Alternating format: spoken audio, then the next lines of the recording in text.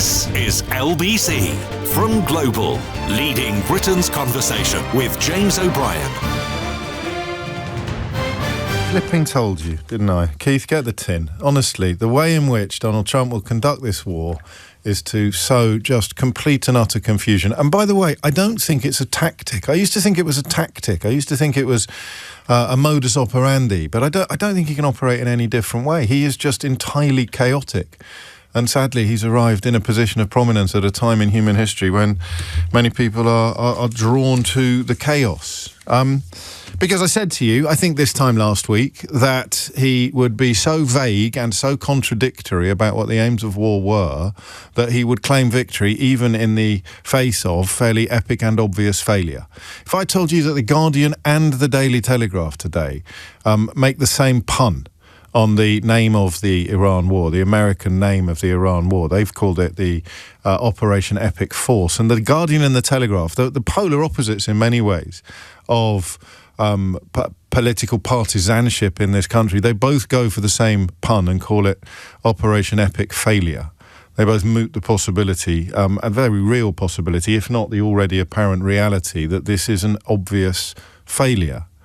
And he will claim a victory, even as he claims that it's going to be over soon but not soon.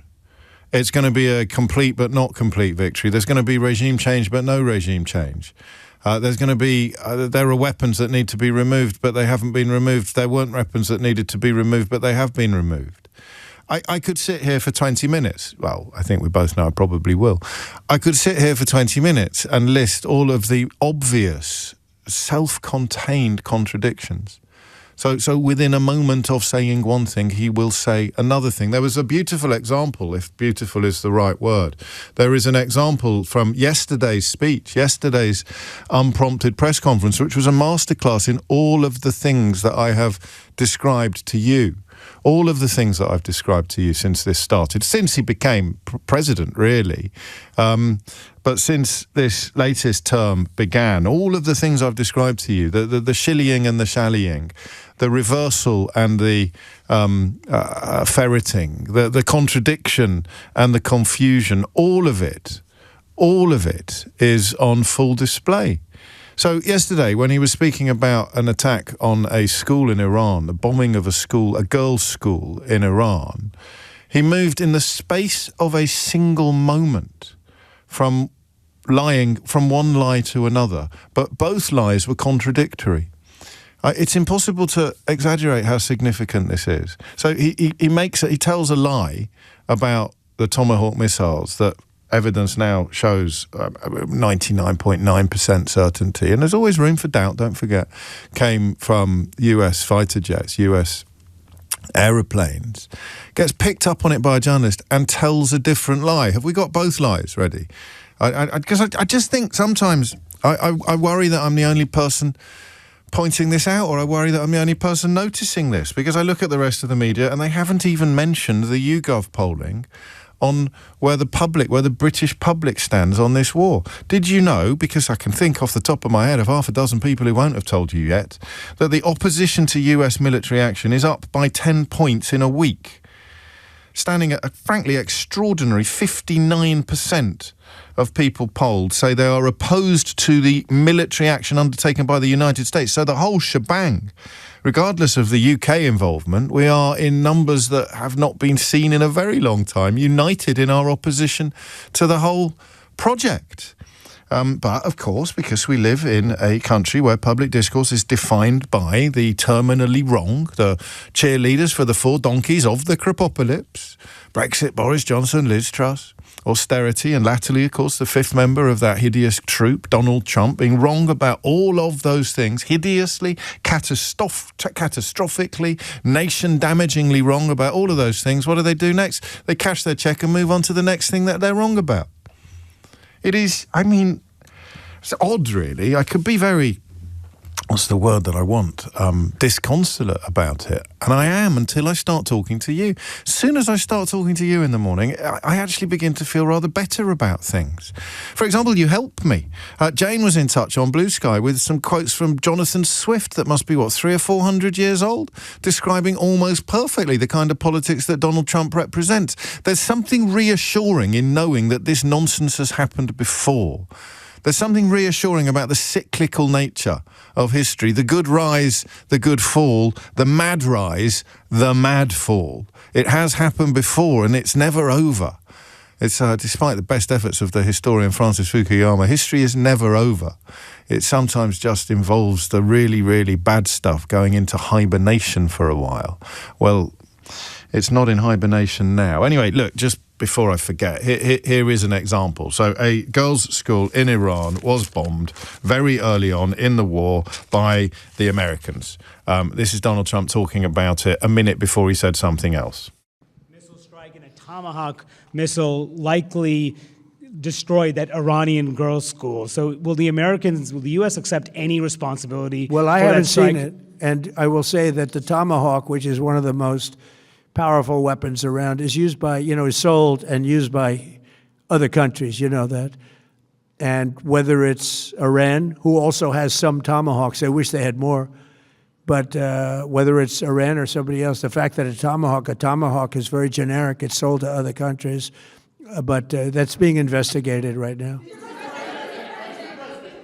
That's not laughter in the background. That's a clamour to get the second question. So he lies and he lies and he lies again. Of course he's seen it. He's the commander-in-chief of the United States military, and there is well-documented and widespread, widely disseminated evidence of what has happened here. The footage that has been examined by everybody from the New York Times to, the Arkansas Bugle is out there in the public space. A man who spends his entire life on social media is claiming that he's somehow missed it. Oh, and by the way, Iran has Tomahawk missiles as well. But, it's Donald Trump. He lies. I can't remember the last time he told a completely different and contradictory lie quite so quickly after the last lie. You just suggested that Iran somehow got its hands on a Tomahawk and bombed its own elementary school on the first day of the war. But you're the only person in your government saying this. Even your defense secretary wouldn't say that when he was asked, standing over your shoulder on your plane on Saturday. Why are you the only person saying this? Because I just don't know enough about it. I think it's something that I was told is under investigation. But Tomahawks are used by others, as you know. Numerous other nations have Tomahawks. They buy them from us. But I will certainly, whatever the report shows, I'm willing to live with that report. So he lies and then he lies again and then he lies again, and then members of his regime tell different lies or occasionally tell the truth, but he undoes the truth by telling a lie, and suddenly nobody knows what's what. Nobody knows whether up is down, black is white, freedom is slavery, or ignorance is strength. And he will claim that he won the war, even though the Ayatollah has been replaced currently by his own son. Even though none of the Gulf states that they were told, and I wonder whether Benjamin Netanyahu told Donald Trump that they would all weigh in on his side, none of the Gulf states want a piece of this. None of them want any of this. Senior member of the sort of UAE ruling class making it clear yesterday how they feel about Donald Trump starting a hideous and dangerous war smack in the middle of their backyard, not his. And here we are. I must get the name of that journalist, actually. I did have it in front of me, but I've not got the piece of paper. What I have got in front of me, as always, is a piece of paper with about 5 words on it. That's how I like to start the show. In fact, today, 1, 2, 3, 4, 5, I had 5 words, and then I've just added another one and drawn a box around it. The 6th word is liar. So here are the 3 things I wrote down before I came on air this morning. Is that too faint for you to see? And those 3 phrases or 5 words, 3 points: refugees, terrorism, cost of living. Okay? I don't care what your politics is. I don't care how tightly your scarf is knotted around your neck, to the point, for many people, that it's cut off the flow of blood to the brain. Can we all agree that creating more refugees, creating more terrorism, but negatively impacting the cost of living are bad things? I personally don't have a problem with refugees, but I'd rather they weren't refugees. Some people, of course, want to set fire to them in their own beds, and they are invited onto stage at Nigel Farage's party conferences and treated like folk heroes in organs like the Daily Telegraph. So some murderous, evil people want to kill refugees or encourage other people to kill them. I'm not one of those people, but I don't want more refugees, because if there are more refugees in the world, it means they are fleeing war. famine, pestilence. They are fleeing horrors. And Donald Trump has just visited horrors upon Iran, which is currently, before this war even started, the country from which the third highest number of human souls crossing the English Channel in small dinghies hail. So we already have an Iranian refugee crisis, and Donald Trump has just made it even bigger. Terrorism. Can we all agree that terrorism is bad? I'm not a big fan of banning people from the programme, but if you don't agree that terrorism is bad, we're probably going to fall out. Let's say extremist Islamist terrorism, if you want to be quite specific about it. Let's get rid of that as well. Let's say that is a very, very bad thing. What do you think this is going to do in the context of terrorism or state-sponsored terrorism, or even if they were to successfully dismantle the Iranian regime? Spoiler alert, they're not going to. It's too difficult. He'll give up and claim victory before it's even over. Then this would have enhanced that likelihood. Just as the way in which the genocide in Gaza has created 2, 3, 4 more generations of people who will hate the state of Israel. Whoever is in charge, even if and when they get rid of the war criminals and psychopaths who currently dominate Benjamin Netanyahu's cabinet, even when they're long gone, the hatred that they've engendered among people right across the region will stay for generations. So if you're in favour of the war in Iran, you're in favour of more refugees coming to Britain. If you're in favour of the war in Iran, you're in favour of more terrorism blighting the West. And if you're in favour of the war in Iran, you're all for increases in the cost of living in the United Kingdom. Because that's the other thing that you can extrapolate from yesterday's YouGov polling that has been completely ignored by every single journalist and editor in the country who told you that the war in Iran was a good thing.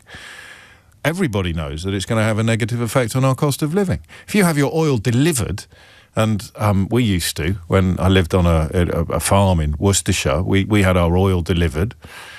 Just for the avoidance of doubt, we weren't farmers, but we lived on a farm. It's not complicated, but I did see something on Twitter about 6 months ago that failed to understand that simple distinction. On the farm that we inhabited in Worcestershire, we used to have our oil delivered. That's gone up by double.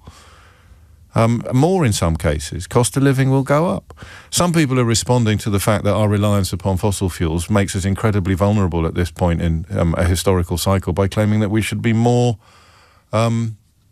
reliant on fossil fuels. If ever there was a twin case for pursuing sustainability and net zero at 1 million miles an hour, it would be Ukraine and Iran. Imagine if we were able to keep the home fires burning without actually burning any fossil fuels. But no, they'll be queuing up to tell you we need to drill in the North Sea, we need more fossil fuels, why can't we dig up our own coal? Whatever the argument will be, we must be more reliant upon a finite resource that is incredibly bad for everybody, and not reliant upon an infinite resource that doesn't do anybody any harm ever. And then we come back to the people who told you that the war in Iran would be a good thing. The people in favour of more refugees coming to the United Kingdom, the people in favour of more terrorism, perhaps affecting the United Kingdom, and the people in favour of increased costs of living for everybody in the United Kingdom. And they're in charge of everything. They write all the front pages. The BBC slavishly follows where the newspapers lead, covers things in the same way, analyses Donald Trump's comments from yesterday without adding, he lies all the time. He cannot be trusted. And even if he accidentally says something that's true, he will say the polar opposite 2 minutes later. That's not an opinion. That is counting. And as I said to you a week ago, none of us know how to do this.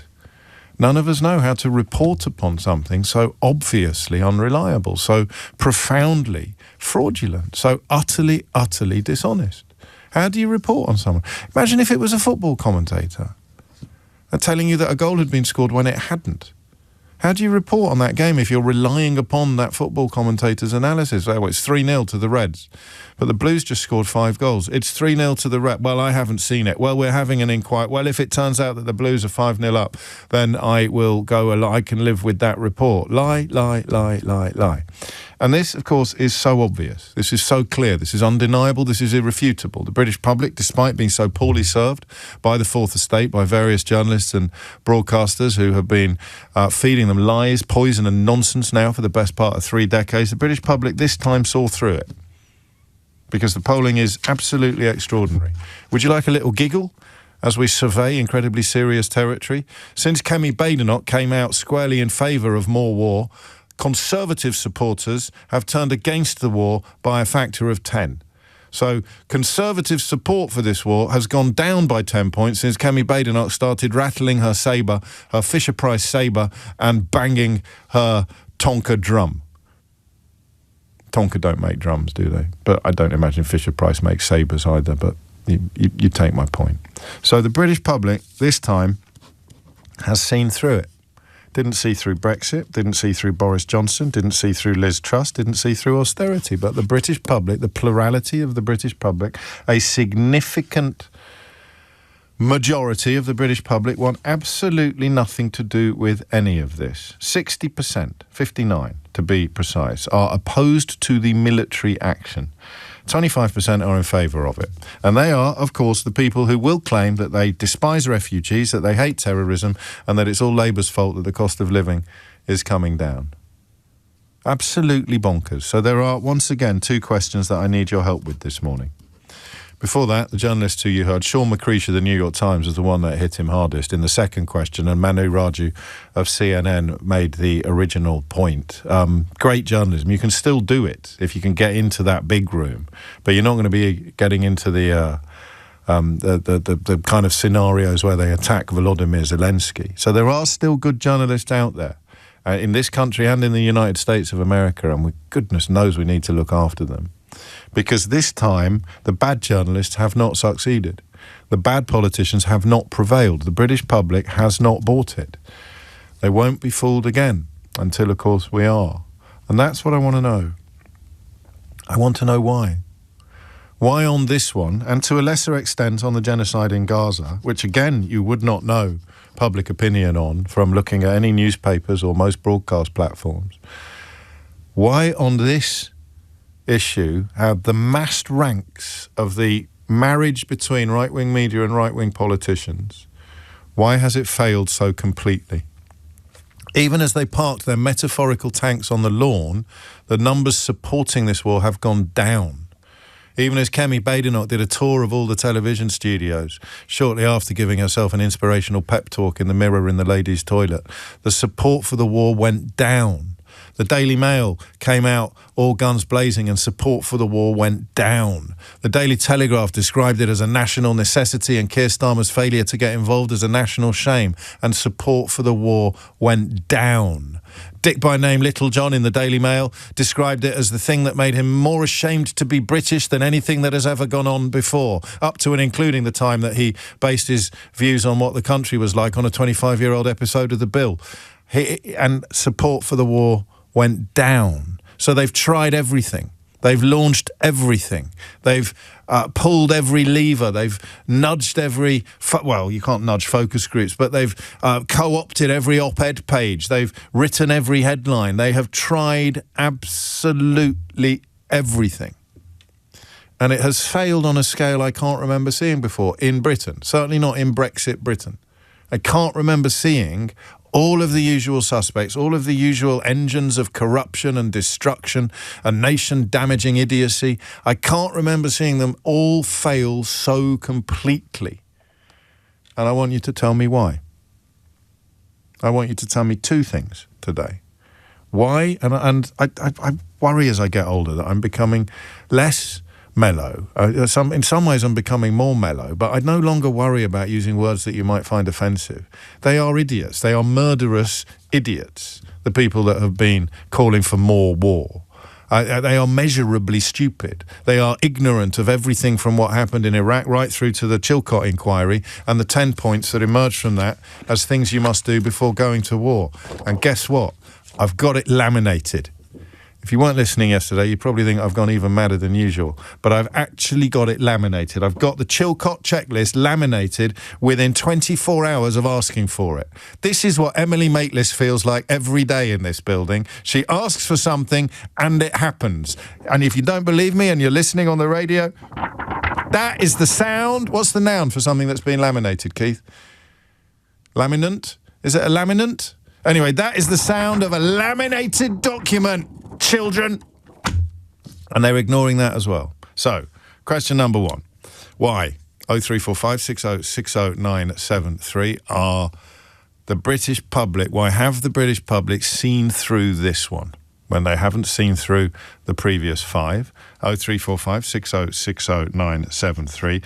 And what on earth possessed the Farages, the Badenochs, the Little Johns, the Ted Verity, who edits the Daily Mail? I can't remember the name of whoever edits the Daily Telegraph at the moment, but what on earth possessed all of the Daily Telegraph, the Daily Mail, the Daily Express, the Murdoch Munchkins? What on earth possessed them all to support this war when it was obvious to everybody from the very beginning that even if there was a compelling case for attacking Iran, you don't do it in the company of a genocidal maniac and a lunatic Mango Mussolini?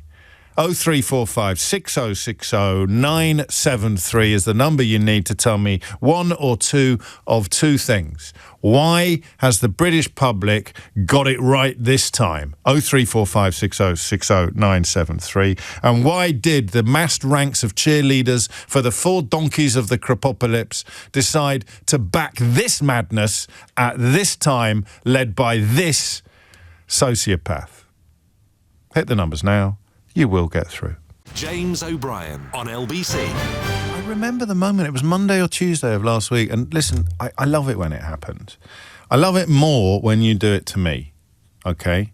But I do also love it when I do it to myself. When I'm just going over the facts, I'm just running through the detail, and I get hit by something so obvious and so important that it knocks me sideways for a split second.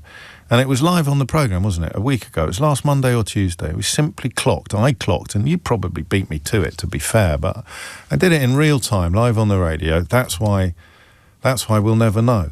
He will lie and lie and lie again. He will contradict himself. He will confuse the issue. He will claim black is white, up is down, freedom is slavery, ignorance is strength. And it is, I'm afraid, I think, an irrefutable position. I don't think you can argue with that prediction or that description of what has happened and what is happening now. You just can't, can you? Even if you love Donald Trump because you're racist or misogynistic or a climate change denier or 2 or 3 of the above. You can't deny it. He says one thing, his defence secretary says another. He says one thing, his secretary of state says another. He says one thing, he says another 10 seconds later. You can't argue with this analysis. And that means that now, as we saw yesterday, when he claims that he's won, we won't have any key. We won't have any gauge to judge whether he has actually succeeded in his aims or not, because his aims changed every 10 minutes.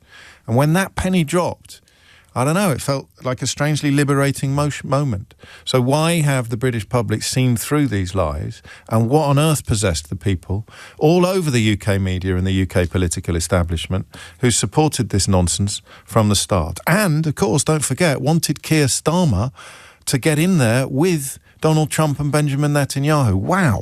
Wow, just think about those words for a minute. You've got Donald Trump and Benjamin Netanyahu waging a probably illegal war, and people that left the single market because they claimed to care about sovereignty wanted us to follow them without asking any questions. Wow. Paul's in Enfield. Paul, what would you like to say? Hi, James. Yeah, I do agree with you. I'm tired of it. I'm an ex-serviceman myself, and in the Royal Navy. I'll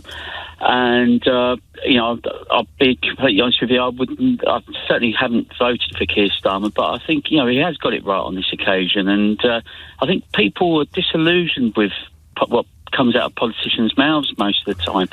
So with things about war, and I was listening to Trump last night, and I thought, you really are talking a load of old nonsense. A load of old tut. We like the word tut on this programme, Paul. A load of old tut. Yeah, that's my wife uses that one. It's a great word. It's a great word. But yeah, no, it's tiring. And I've young kids, and I'm thinking, what does the future hold for them? And then when they see these images and of people with refugees that are coming over, and I'm all for helping people. I really am. Sure. Cause I've done that as part of humanitarian work whilst I was in the Navy, and it's just incredibly sad to see. And I think he must be making loads of money out of all of this. I'm looking at it. It's got to be a financial reason why he's doing it, and I would like to see the evidence of this, these nuclear weapons, don't hold your breath, Paul. Don't hold your breath, whatever you do. No. No, it's just, Why do you think? I mean, I don't know whether being an ex-serviceman gives you a different perspective, because of course yours is not to reason why. Yours is just to do or die. In the words of Lord Byron. Well, not so much now that you're no longer in the forces. But why do you think? Because it's a minor obsession of mine for reasons that I explain quite regularly. But the combination, the marriage of oligarch-owned right-wing media and oligarch-owned right-wing politicians normally win. Apart from Keir Starmer's election victory, which was almost inevitable after the absolute mess that Johnson and Truss made of absolutely everything, they normally win. They normally get their way. When Tony Blair was Prime Minister, they got their way. We went to war in Iraq, and they've done everything on this one, mate. They've pressed all the buttons. They've called in all the favours. They've written all the front pages, and support for the war has gone down over the course of that week. So why? What's changed? What's happened there? Well, I seem to think, I mean, when I served, there was a lot of guys that were from, the demographics of the Royal Navy was very, very, people from all parts of the country. And when we look at it, we're all human beings. And I think more than anything, we don't join up to fight people. We join up to try and make a difference. So for me, I went to places and did hurricane relief work and stuff. And to me, it's about the adventure of being in the forces, and certainly the last thing I'd ever want to do is kill anyone. And unfortunately, when you see Trump, I think, and when he was going on about the servicemen that were flown back into Dover, and he kept saying, "Oh, it's beautiful, man, it's beautiful." I thought, really, that's someone's child that's died. Did you see what he was wearing when he was wearing a bloody baseball cap? I know, it's so disrespectful, and it just pained me to watch it. It really did. Yeah, I get it. A very personal perspective, Paul, and a very powerful one. It pains me as well, and yet I've got this weird personality. I don't know if it's a defect or a strength. I want to understand the people that don't feel the repulsion that we feel. I want to understand how you can see Donald Trump in a baseball cap, counting in the bodies. Even Fox News daren't show that footage. They showed old footage of Trump welcoming troops who died somewhere else in a different campaign back to the United States of America. They didn't show the footage on Fox and Friends of him wearing the baseball cap while the coffins progressed past. I did a deliberate mistake there during my conversation with Paul. Well done to everybody who spotted it. It was, of course, Lord Tennyson, not Lord Byron, who wrote the line about ours is not to reason why, ours is just to do or die in the charge of the Light Brigade. So 10 out of 10, top of the class to everybody who spotted that deliberate mistake. Questions remain. Why has this one not worked? Why have the people who sold this country everything from the genocide in Gaza, which, to be fair, the public doesn't support, right through to the war in Iraq, Brexit, the election of Boris Johnson, all of the people who pulled all of those levers and delivered all of those disasters have failed completely on this one, and I don't know why. I wonder whether you have a theory. Here's Dominic Ellis with your headlines. James O'Brien on LBC. 35 is the time. We should probably double check, but I've got enough people telling me it wasn't just any old baseball cap that Donald Trump wore to greet the return of dead soldiers from Iran. It was his own merch. Merch, if you don't know, probably you can work it out. Short for merchandise. It's a word that the kids use to describe the T-shirts and stuff that you buy at concerts. Merch. It's a thing. We had merch, didn't we, Keith? Did we have some merch at one point? I remember when I started here, you could buy an LBC, you could get a free LBC ice scraper, which, thinking back to the output from some of my colleagues at the time, might have been better described as a barrel scraper. But have we got any merch? I don't think we've got any merch. Have we? Global website has merch. You can get LBC merch. There was investigations into making my giant mug available to the public, but the company that made it went bankrupt, and nobody else currently makes mugs this size. Also, the delivery cost would have been prohibitive. Would have cost about £100 to have that delivered, I think. Important to introduce moments of levity when and where we can, because there's nothing remotely light-hearted about what's going on in the world. Yeah, and you're right as well. So he's wearing his own merch, baseball cap, to welcome back dead American soldiers. And these are the people who attacked Volodymyr Zelensky for not wearing a suit when he visited the Oval Office. And I can't... I mean, listen, there's two things going on, isn't there? There's the hat trick, there's the triple answer, the three-way. It's the racism, it's the misogyny, it's the climate change denial. Those of us who are not informed, those of us who are not defined by racism or misogyny or addicted to climate change denial because of the money it will make for us or our bosses, I don't think we can ever fully grasp the seductive nature of those three things: racism, misogyny, and climate change denial. So I sit here every day trying to work out why people I could easily, if the cards had fallen differently, be working alongside. I suppose in some cases I am working alongside people who can't see the ends of their own noses when it comes to supporting Donald Trump. And it can't just be racism, misogyny, and climate change denial. So what else is it? How could anybody have thought, yeah, let's go to war with the baseball cap guy, boasting yesterday about a phone call with Vladimir Putin? Did you know this even? Claiming Vladimir Putin had congratulated him on what a great job he was doing in Iran. Let me stop, I've done it again. Let me stop and say that again. Donald Trump boasting about Vladimir Putin telling him what a great job he had done in Iran. Almost certainly a lie. If it's true, it's even more shameful than if it's a lie. That's another little moment that sums up the essence of the man. He will tell a lie, but if it was actually true, it would be even more shameful than the self-serving lie that he's telling. Because shame left the building a long time ago. So, I don't know. A lot of people wondering whether the board game counts as merch. I'm not entirely... Does the board game count as merch? I don't know that it does, actually, because it serves a purpose. Merch, I've always thought, simply just promotes the product. Anyway, we digress.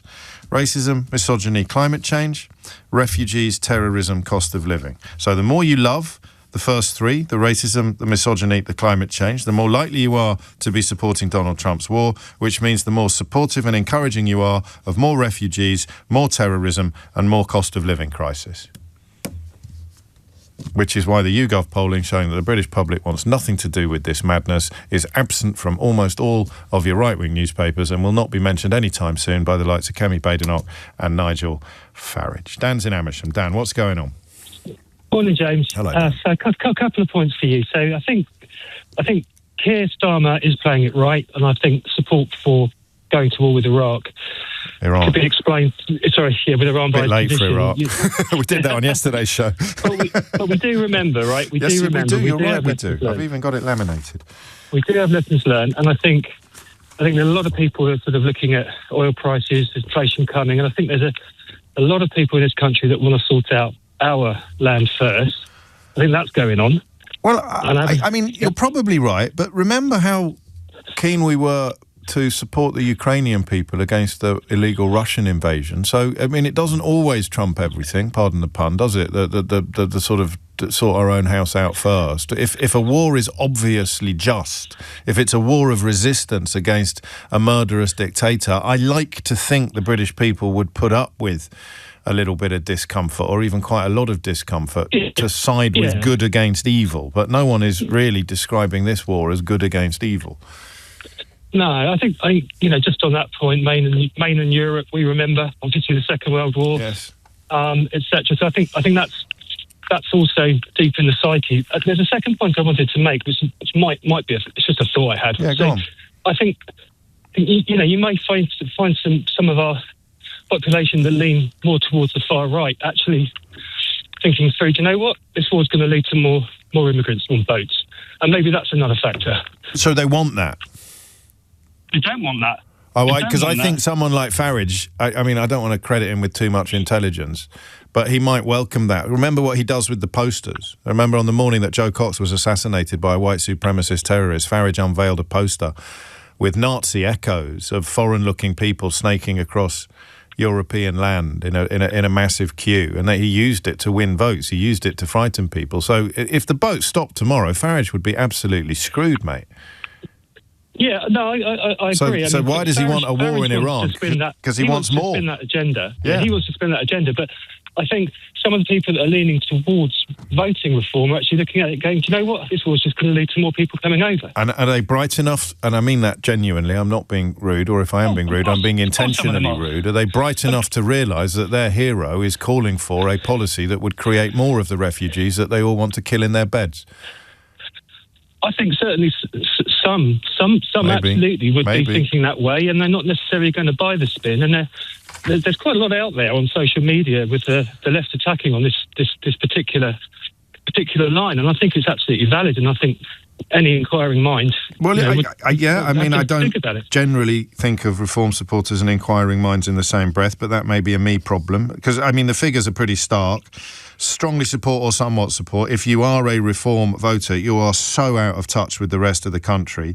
You're looking at about a 57% support the war, but 27% are opposed to it.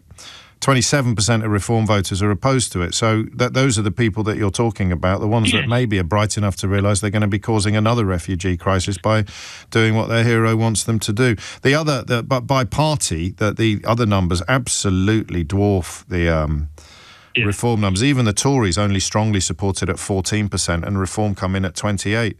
And the overall support for this war among Tories has gone down by 10% since their own leader started telling them why we should be supporting this war. I think you're probably onto something there. You can persuade me. We were persuaded by Iraq, and we were wrong to be persuaded by Iraq. But if you can successfully portray a regime as posing a very real threat to the West, which they did do with Saddam Hussein, even though it turned out to be untrue, George W. Bush, of course, used the September the 11th terror attacks to justify the war against Iraq, even though Saddam Hussein in Iraq had next to nothing to do with them. So you can make it work even if it's not true, and they haven't done that here either. Benjamin Netanyahu, since 1996, claiming that Iran was days away from a weapons of mass destruction. He was lying then, and he's lying now. But just because he's lying doesn't mean it wouldn't work, and it hasn't worked this time. And I'm not entirely sure why, but we're getting good answers. Thank you, Dan. Michael's in Newark. Michael, what would you like to say? Well, yeah, I'd like to say that I think this is all down to greed. It's all down to money. I think Trump was very clear when he came into power when he said we're all going to make a lot of money out of this.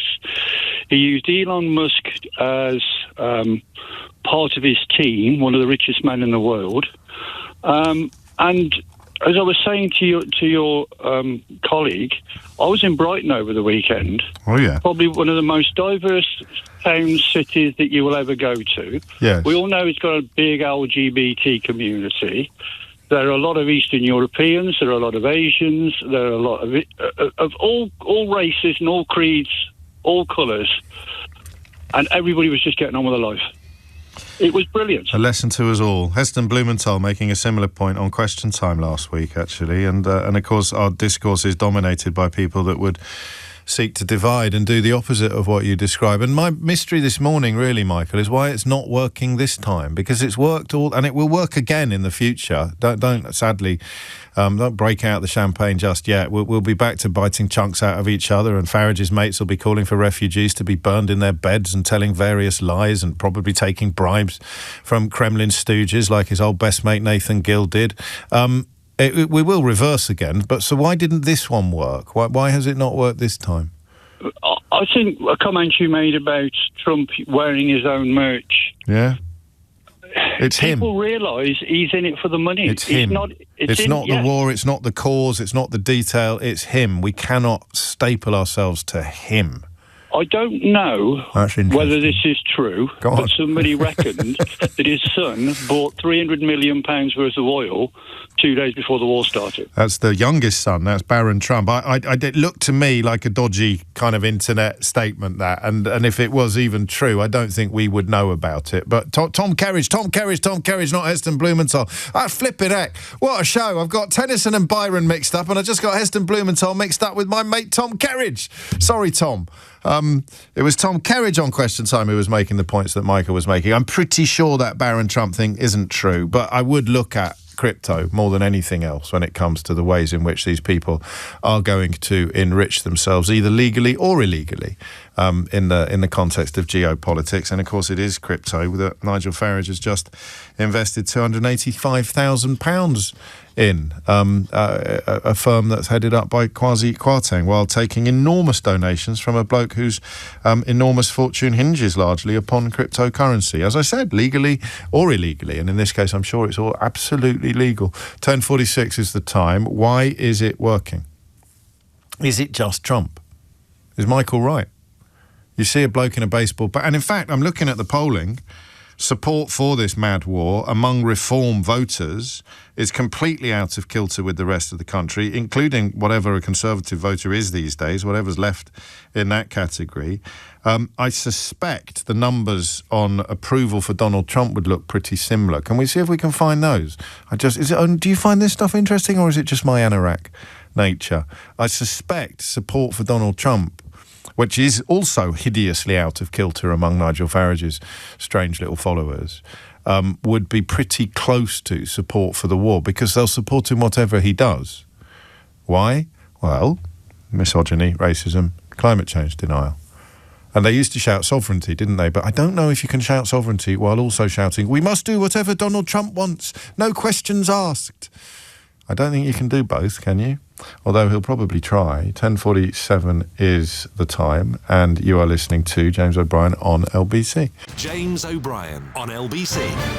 10:11 is the time. You're listening to James O'Brien on LBC. It's not it's not quite what I expected it would be. So, the number of Reform UK supporters who support Trump is completely at odds with the rest of the country.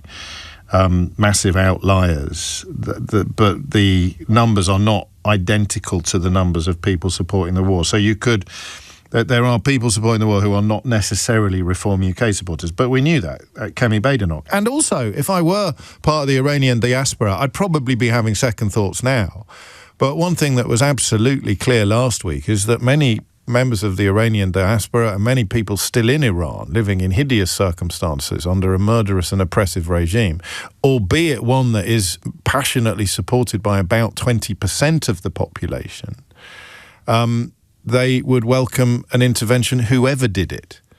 And the call I took during the last round of attacks on Iran 9 months ago, you remember, the ones that Benjamin Netanyahu and Donald Trump said had been completely successful, had obliterated all threats and were going to keep the area safe for generations. Yeah, those ones. Stand-up guys. You can trust them with your lives. I took the call from the woman who said that if her children were being held hostage in a house, she wouldn't care if a rapist ran to the rescue. And you get that, right? You don't care who is leading the attack upon the thing that you despise beyond compare. The worry is, of course, what happens when he gets there. 10:52 is the time. 03456060973 is the number. There's two things going on here. One of which we're making progress on. The other one of which we're not really. Is it possible that it is just the racism, the misogyny and the climate change denial? Why is the Daily Mail supporting Donald Trump's war? Because of his racism, misogyny and climate change denial. Why is so-and-so supporting Donald Trump's war? Because of the racism, the misogyny and the climate change denial. Why is Call Me Dick Littlejohn more ashamed to be British over our failure to join this incredibly unpopular, probably illegal and hideous war than anything else that's ever happened to? And this is a man who knows a lot about being ashamed to be Dick by name Littlejohn, let alone being ashamed to be British. But why on earth is he blind to the obviousness that the rest of the British public can see as clear as day? Is it just the racism, the misogyny and the climate change that they love so much that they can't even see the horrors of an engagement like this? I genuinely don't know. Why? Why have they done it? 10:53 is the time. And why isn't it working? Pat's in Godalming. Pat, what would you like to say?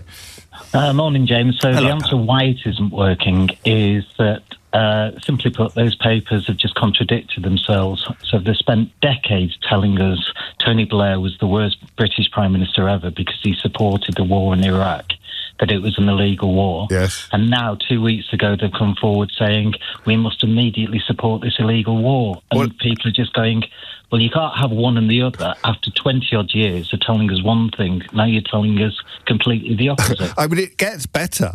Look, there are differences between Iran and Iraq. There are differences in the countries, in the rationales for attacking them, and of course in the nature of the attack so far. But I think that you make a powerful central point. But I don't know if you missed what happened yesterday or on Sunday, when Tony Blair, as you will know, came out and said Keir Starmer should be joining this war, and the Daily Mail went, yeah, you see, Keir Starmer, Tony Blair says you should join this war. Ha ha ha! We've got you now. And of course, they just hope that everyone will forget that they were describing Tony Blair as the Antichrist, as a monster, I forget the exact front page, a monster of something or other, when he rejected the findings of Chilcot and said that he'd still do it again. So, I mean, I don't know that there's a word for hypocrisy on that scale, Pat. Hypocrisy seems inadequate somehow as a description of the Daily Mail. But you have a higher view of the public than I do on days like this. You think that they are joining dots and arriving at conclusions that they couldn't be trusted yesterday, therefore they shouldn't be trusted today. Honestly, I think if you told something for 20 years, it's the old Roman saying, call a man a dog once and he'll laugh, call a man a dog 100 times and he'll bark. Well, this is it. We've been told for 20 years, don't join illegal wars, even if America starts it. And yet so Farage is still riding high in the opinion polls. Yeah, but Farage always will because, as you say, he appeals to a certain population, percentage of the population. The racism, the misogyny, the climate change denial. And of course those are much more popular drugs than many people realised during the good old days of political correctness. These are conflicting and all the answers will be correct. They don't contradict each other, but I suppose there's different degrees of rightness.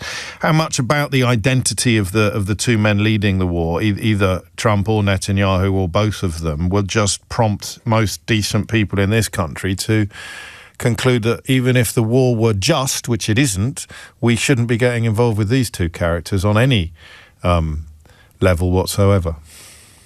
No, I honestly think if it was perceived as a just war, then there would be full support for it. If they even with those two men leading it and with their recent and historical track records, I kind of think you're right. I almost hope you're right. If it was Ukraine, for example, imagine if Donald Trump was attacking Russia with the capacity and the passion that he's attacking the Iranians, who have, of course, invaded nobody. It would be a wonderful thing, and we would probably welcome it, even as we would point out that he might change his mind tomorrow. You can't trust a single thing he says. He's a convicted felon, a multiple bankrupt, and his name appears in the Epstein files more often than Harry Potter's name appears in all 7 Harry Potter books. But that's my job. Thank you, Pat. Alicia's in Coventry. Alicia, what would you like to say? I just wanted to say, I'm a uni student, and we were debating this exact topic yesterday. Oh, yeah. We were looking at the UN Charter and obviously international law, and we came to the conclusion it is an illegal war. We came to the conclusion so quickly, we just had time to discuss that. Why is it then being supported? So it was quite literally the topic that we're doing now. Fantastic. We're just thinking, well, obviously, it's just so shocking to us why people would support it. And like you said, I think if it was a just war, maybe there would be support for it. I think it's more, not even the fact that we've had Iraq in the past and things like that. I mean, I wasn't even alive then, but I obviously, even the impact of it is still, I can still see it. I do think it's more the fact that we've got Trump and then we've got Netanyahu. So we've got who's a war criminal, and then we've got a convicted felon, and we've got someone who's in the Epstein files. I think it's just characters of them two made people realize that this probably, whatever they say, intentions are probably a bit different. Even if Iran has an awful regime, and obviously it does. Absolutely. I just think the characters that are in the war that are making people feel that they can't. That's a really interesting tension, isn't it, between those two theories that have been brilliantly expounded on the show this morning. Is that we would not do these men are utterly untrustworthy, and history has taught us that we need incredibly high levels of trust to do anything like this again. And exactly, it's not like a small act, it's like a whole use of force. They're going into a war. What were you and your peers most surprised by? Because I am a lot older than you, and I do this for a living, and I can't believe the contempt for international law. I mean, it first popped up. It's always been there when you're discussing Israel's actions in the Middle East, or Netanyahu's actions, particularly in the Middle East. But the way in which, partly as a consequence of him probably, international law has been diluted and derided and undermined to the point now where British politicians, British commentators, British journalists are going, oh, well, they've broken international law, so we can break it too. That's quite frightening. We were talking about it because all of the students that we were with wanted to go into international law, and it just feels useless. It feels like you can't do anything with it. Wow. The reason the discussion ended so quickly is because we came to the conclusion, well, nobody's following it anyways. Was that important? Like, if it was as important, like if the UN Charter was as important as it was intended to be, then it would be in the headlines. We've broken international law. But because we've heard it so much, and as it used to be, I mean that is the problem. And the rationale for opposing Vladimir Putin's invasion of Ukraine is international law. It's the UN Charter. It's just unfortunately that it has been completely derided and diluted, I would argue, and people would be more than free to argue back, by the free pass given to Netanyahu's regime in Israel for their riding roughshod over international law for years, in an attempt, of course, to avoid being held to account by domestic law, in his case, back in Israel. And if he's allowed to do it, then why the hell how does America get to tell Vladimir Putin that he can't do it? Or how does America get to tell anybody else that international law is important? Well, one of their key allies, who's visited, I think, Donald Trump 7 times during the second term of presidency, is given absolute impunity to break international law and undertake genocide in Gaza whenever and however he pleases. And now, of course, 700,000 people in Lebanon have been taken out of their homes. I did this yesterday or at the end of last week. Quite a few of you got in touch to comment on it, so I'll do it again. Just imagine now you had to evacuate your home. Right now. That's the message coming out your radio or your mobile phone pings. You've just got to go. Because your neighbour's going to bomb. 700,000 people in Lebanon removed from their homes, ordered from their homes by the Israeli Defense Force. And it's barely getting a mention. Of course, it is getting a mention. Lindsay Hulson for Channel 4 News doing great coverage, and many others. But in the context of the people that are telling you this war is a great idea, they're ashamed to be. Do you know what Dick by name Littlejohn is writing about today? 700,000 Lebanese people are ordered to abandon their homes as a consequence of Netanyahu's latest attacks. Public support for the war in Iran is disappearing down a plug hole. Do you know what he's writing about today? Lollipop ladies. James O'Brien on LBC.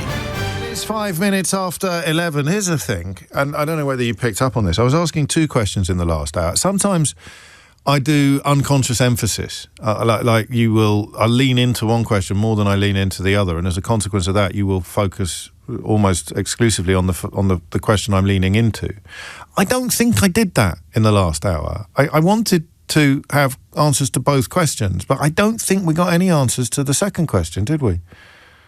And that is why have not that many members of the public, but so many members of the establishment, the Tory media and the Tory party, and of course Farage's strange outfit, why have they all come down in favour of this hideous and profoundly unpopular, almost certainly illegal and destined to be hugely unsuccessful war? I love the way Trump is saying it's proceeding ahead of schedule, to which the only, well, he's American, so he's allowed to say schedule, but the only viable journalistic response to him claiming that it's proceeding ahead of schedule is to ask to see the schedule. That's all you do. You ask to see the schedule. And of course, there's no earthly way you're going to see a schedule because A, there isn't one, and B, they wouldn't let you see it because they are almost certainly not going to be following it. But he'll say we're following the schedule. We're ahead of schedule. We're ahead of schedule. Could I see the schedule, please? Mr. No, don't be ridiculous. Some people have seen it's the best schedule. It's the greatest schedule that anybody's ever seen. Can we see it? No. So that, I'm not going to bore or tire of pointing this stuff out. It's really important, isn't it? It's really important. 7 minutes after 11 is the time. Speaking of really important, Simon Marks will be with us at 11:45 today for his regular dispatch from Washington, D.C. And Riley's Reform Roundup's back on Tuesday. It began as a one-off. It turns out there are so many stories that are not getting picked up more widely, while the rest of the media focuses on things like Keir Starmer's spectacles and his late mother's donkey sanctuary. Henry's got more stories that we feel deserve a slightly wider airing, and I might even have one for him. I'm on a constant quest to find journalists from the younger generations who can actually teach the old gits like me how to do this job properly by holding these charlatans, liars and cheats to proper account. 1107. So that would be the second question. Why are they supporting it? And some of the answers you're giving are not flattering, not least when you consider that some of my colleagues have been fully on board with this war as well. It's simple, James, says Jacob. They just like the idea of brown people getting killed. I can't buy that. I can't believe that's the only rationale these people have got for joining a war. So what is it? That question is going to stay on the board. What is it they want? What is it they like about this, given that it's Donald Trump undertaking it? Why would anybody be in support of this war led by him? But I want to move on to something completely, well, it's not completely different now. It stays in the same territory, but it addresses an entirely different question.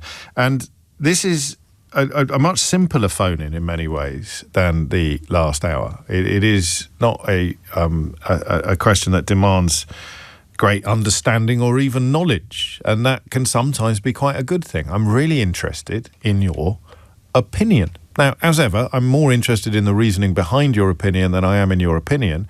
But on a day like today, on a topic like this one, it's only 52-48. It's the infernal ratio. I'm really interested in your opinion, even if you can't really explain why you hold it or what has informed it, because that is what opinions do, isn't it? They drive decision-making and they provide snapshots of where the public is on an issue without anybody offering up an opinion ever being asked to justify it. Ed Davey has called for the King's upcoming state visit to the US to be cancelled. It's not just the war in the Middle East that has prompted this. In fact, it is much more than that. Donald Trump's really rude and obnoxious comments about the United Kingdom and about Sir Keir Starmer. Ed Davey has responded to Trump's latest outburst, which has, of course, as is always the case with Trump, has been overtaken by another outburst and another appalling display, in this case wearing a baseball cap, or some people tell me a golf cap. Apparently there's a crucial difference, to the ceremony marking the return of dead American soldiers from Iran. Soldiers who would still be alive today if Donald Trump hadn't undertaken a war that he can neither justify nor fully explain. And he attended the ceremony to repatriate their corpses while wearing a baseball cap. And also, I think, a bright red tie. He's not even got the grace to wear a black tie at a moment like that. And, of course, these are the people who attacked Volodymyr Zelensky for dressing like a soldier when he turned up in the Oval Office to talk about the war that he is currently fighting against Vladimir Putin. So Ed Davey has called for the King, or at least for the state visit, to be called off, because I don't think these decisions are in the gift of the King. I think on times like this, and you can correct me if I'm wrong, actually, which is always true on this programme. I may sometimes not remind you of that often enough. Correct me if I'm wrong, whether it's getting Heston Blumenthal and Tom Kerridge mixed up, or getting my Tennysons and my Byrons the wrong way round. I don't think the King gets to make this decision himself. I think the King has to do more or less what he's told by the elected Prime Minister when it comes to things like state visits, is that they are acts and instruments of diplomacy. Whether or not we look back upon Trump's visit to Windsor Castle when he was allowed to drive around the garden in a carriage with lots of horses in attendance and given some presents and went home feeling very, very happy, whether or not we consider in retrospect that that was worthwhile or successful, I don't know. Probably not. But then again, you don't know how rabid he would have been in the immediate aftermath of those moments if we hadn't tickled his toes so effectively. So he could have been doing hideous things to us or about us that he chose not to do because he had had his toes tickled so effectively by the state visit. I still have an image. I don't think she smokes anymore, but I still have an image of them shutting the door and Camilla sparking up a silk cut while King Charles pours himself a nice single malt and just, oh, thank God he's gone. So like big smiles, like painted on smiles, standing in the doorway. Have you ever had guests like this? And they're driving up the road and you're waving like this and you're, oh, thank you, see you soon. Come, but yeah, lovely, thanks. And then you close the door and you look at each other and you just go, oh, thank God that's over. Thank God they've gone. And that would be, I think, Charles and Camilla. Oh, we never have guests like that, let me be absolutely clear. Charles and Camilla were sparking up a silk cut and pouring themselves a scotch as soon as they got rid of Trump and his wife. So I don't know whether we look back on that state visit as a necessary debasement or whether we look back on it as a terrible mistake or just a silly decision. But I do know that he is scheduled to arrive in Washington, D.C.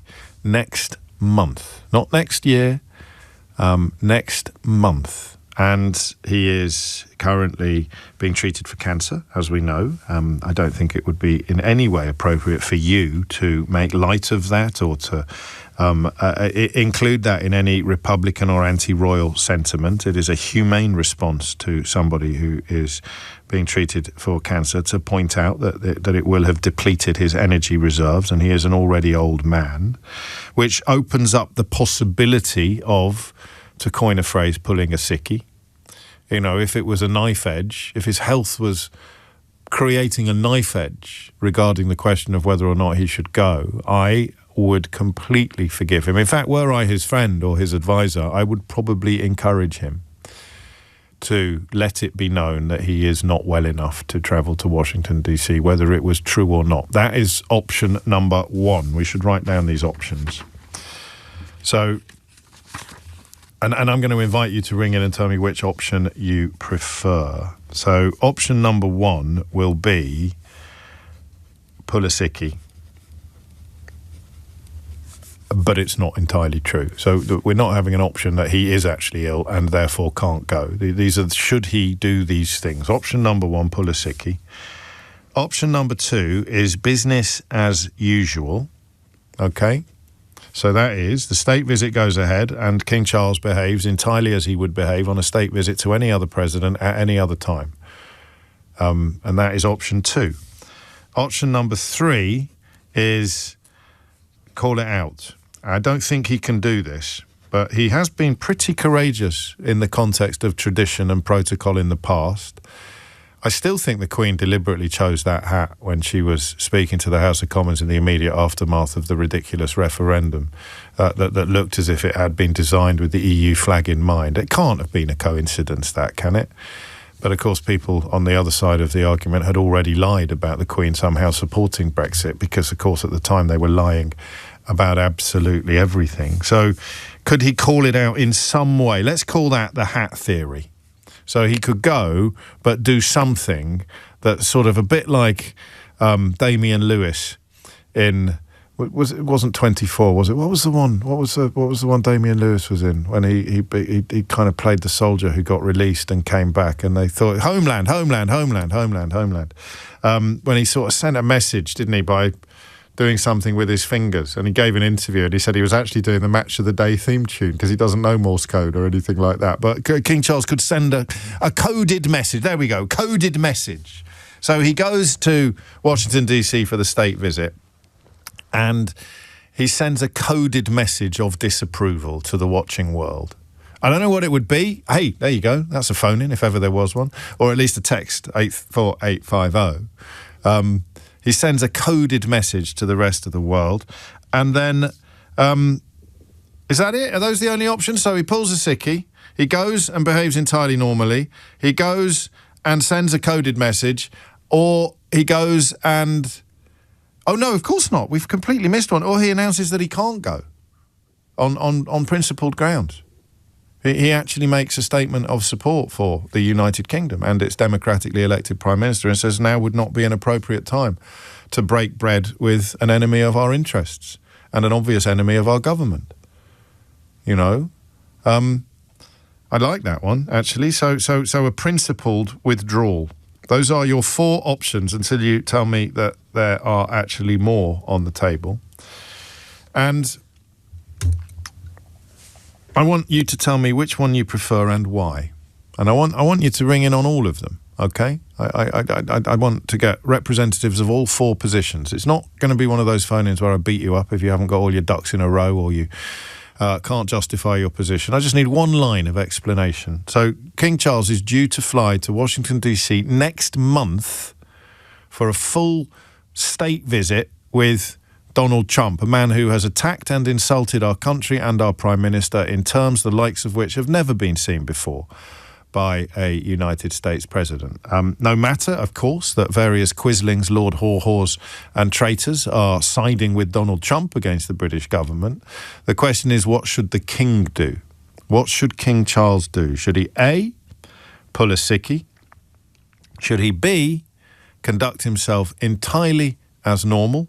Should he C, go on the trip but send a coded message of disapproval, a bit like his late mum did after the referendum with her splendid EU-themed hat?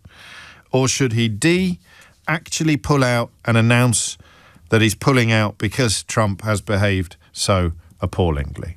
0345 6060 973. Should the state visit go ahead? If so, yes, it should. And if not, why not? So I want your answers and your reasons for all of them, but most of all, I just want your votes, okay? 0345 6060 973 is the number that you need. Should he pull a sickie? Should it be business as usual? Should he send a coded message of disapproval while going through the motions? Or should he actually announce that he can't possibly visit the United States at the moment because the president is such an obvious enemy of our values, our interests, and our country? It's 11:18. Your thoughts after this. James O'Brien on LBC. 20 minutes after 11 is the time. I'm looking at the text. I'm not going to be able to keep up with the text vote. So unless you phone in, I'm afraid your vote is unlikely to be counted. But if you do send in a pithy comment, I said pithy. If you do send in a pithy comment, then I may have the time to read that out if my screen stops churning in front of me for long enough. The question we're asking, if you're just joining us, is King Charles is due to go on a state visit to the court of Donald Trump next month. I'm saying that in emphasis because it's really soon. And I wonder whether you think he should go. Ed Davey is adamant that he should not. In fact, Ed Davey gave some very powerful comments to Nick Ferrari only yesterday on this very subject. And here they are. I've supported our relationship with the United States for many, many years, but this is a president who has to be called out. He's corrupt, he's immoral, and he's reckless with his policies. It will damage every listener will now see their petrol prices go up, their energy bills go up, and that's because of Donald Trump and the British politicians who keep cheerleading for him. Our king, you shouldn't put him in difficult situations, and if he has to go, in April to the United States, it will put him right in the middle of a highly political situation. I just don't think that's right. I think Ed Davey is right. I should have told you how I was going to vote. I'm torn between pulling a sickie and a principled withdrawal. Ed Davey, they're making a very strong case for the principled withdrawal, which I suspect I will end up supporting unless you've got brilliant arguments as to why I should go for one of the other options, including, of course, that everything goes ahead and it's business as usual. Chris is in Byfleet. Chris, what would you like to say? Oh, hello. I think I'm kind of with you with regards to my heart with D. I absolutely think in a perfect world, putting him in his place and calling him out would be a phenomenal thing to do from a moral perspective. Yes. My only concern, the reason I'm going to stick with A as potentially the more craven option, but is because his fundamental narcissism and his malicious, malignant personality. I'm not sure it's the hill to die on, when, frankly, not going will already be perceived as a snub, whether we have a plausible excuse or not. So the sickie, which is the cop-out, but not. It's the cop-out, but not the cop-out. It's a cop-out when you compared it to D, to the principled withdrawal, but it's a heck of a lot more preferable than going there either in normal circumstances or with some sort of unspecified coded message of disgust and disapproval. Yes, I think his supporters are fundamentally conspiracy-minded anyway. Yes. So any kind of subtle thing, it's going to be the same as going up and just defecating on his front lawn. It's going to be the same. No matter what he sees, he will take it as... I suppose there's a fifth option, Paul points out. He should go and call him out to his face. Yeah. Calling a vile little man to his face would be phenomenal, but I can't imagine that would be... I tell you what, that would sort the royal family's reputation out for at least another generation. It'd give William a free pass for about 20 years, wouldn't it? If Charles turned up in D.C. and called Donald Trump, or just made a comment about his brother and the Epstein files or something. I don't know what it would involve. He's been speaking to Andrew much lately. Yes, exactly. Is that entirely impossible? I mean, is it unthinkable that Charles would talk about Trump in the way that he used to talk about architecture? Like he used to describe 1960s architecture as carbuncles. He's got a lovely vocabulary and he's got quite a winning way with him. And if he did want to turn his very patrician disdain upon Donald Trump, he could do so in a very stylish fashion. But that's just never going to be permitted, is it? I mean, what would happen if he did? If he said, look, I'm here, and I just want you to know, we think you're disgusting, Donald. I think that would probably open a constitutional crisis on our side. And Why would it?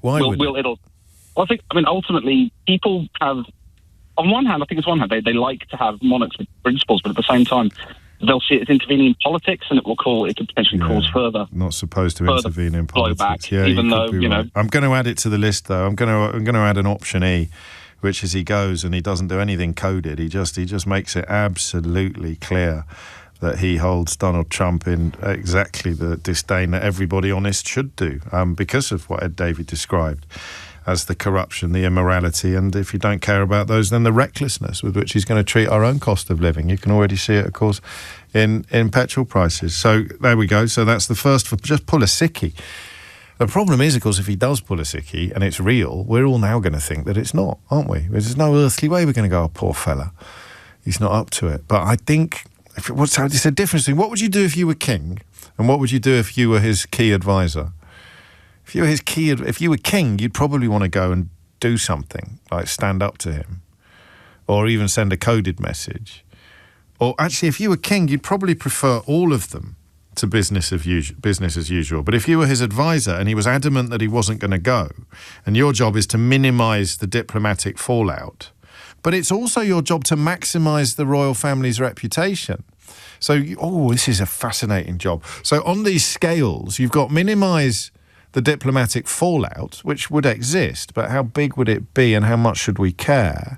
And then maximise the king's reputation, which is obviously going to involve, even before we saw the polling today, doing what Donald Trump doesn't want to happen, whether it's pulling a sickie, pulling out on principle, or going and attacking him, or going and making a coded what would you advise as the advisor? What is the best balance between the king's own PR reputation and the diplomatic fallout of the visit either not going ahead or going ahead in different circumstances? Thank you, Chris. Sebastian's in The Hague. That's very appropriate. I feel that this is a question that should be considered in the kind of salons that one expects to encounter in Den Haag. Sebastian, what would you like to say? I think we just need to be courageous, if I may. I think go with 4. But I also want to annoy Trump, and I would postpone the trip and say I'm going to Canada instead. Is that a Canadian accent I detect there, Sebastian? It is indeed. It is indeed. I think he should go to Canada. I think Carney's on his way here at the moment, if he's not here already, with a rather good plan to open a kind of international bank that would be designed to insulate member countries from fossil fuel crises of the kind that we're currently living through. Is this feasible? I don't know that you can turn things around in a 2-month period, but of course, if he does go to Canada, it takes the sickie argument off the table for a while, because if he's no, not necessarily. He could say I'm going to Canada and then I'll come see you, but he gets sick in Canada and goes home. I quite like that. He can't do the trip, but you don't think he should go, even if he goes and. I'm so mixed on this. It's a good question. It's a really tough one, but I think it's time people stand up to Trump one way or another. Yeah. And it's a small token, but I think he needs to do it. I think the British government needs to do it, and many others. But I can't.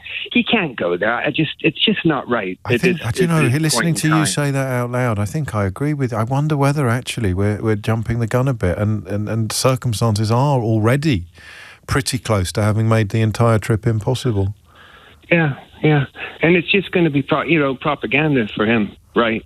For Trump in the U.S. He'll just propaganda it, make it whatever he wants to make it, lie after lie. And has the picture's changed himself since Trump's state visit here, where I personally found the arguments in favour of inviting him and giving him the full English, I found them very compelling. I think some of us still thought that this was a rabid dog that could be mollified, or an absolute monster that could be sated temporarily. I'm still not a million miles away from that belief, but it's obviously the case that all of the pomp and ceremony in the world isn't going to stop Donald Trump from Donald Trumping. But now you're getting me annoyed saying that, but not your fault. It's that letter he gave to him in the Oval Office. That should never have happened. Yeah. That was a big mistake. He should have just kept it out there as a carrot, dangle it. He went in early. There was an interesting debate at the time. I came down on the other side to you, and I probably still would if we could rewind and have our time again, because we didn't know what was going to happen subsequently. But of course, you can argue that we should have done, because we're talking about Donald Trump. You don't need to be clairvoyant to know what he's going to do next. He's going to do something corrupt, immoral and disgusting. Yeah, I mean, treat him for what he is, and you just summed it up. So, I wonder. Well, I mean, two questions: what would the king want to do himself? But crucially, what would he be permitted to do? What would he be advised to do? And don't forget, Keir Starmer gets involved in this conversation. So somebody rings someone, his people ring his people, pick up the phone at Downing Street. Hello, Prime Minister's office. Hello, it's the palace here. Well, what's up? What's up, Doc? And the bloke at the palace says, well, thing is, we've got a bit of a problem. King's not keen on this state visit, and we wondered how best to get out of it. And then they would have a conflab, wouldn't they? They'd have a conversation, and it would involve going through the options. They'd probably mention this radio programme. They'd probably say, well, happily and somewhat fortuitously, James O'Brien and his excellent listeners have already run through what the options are. A, pull a sickie. B, business as usual. C, call it out in a coded way while you're there. D, a principled withdrawal. Or E, he goes and he makes it absolutely clear that Donald Trump is now persona non grata at the palace. And which of those would they cobble out together, do you think? Palace interests? Diplomatic interests? National interests? Government interests? King Charles's interests? Which one would be the best case scenario?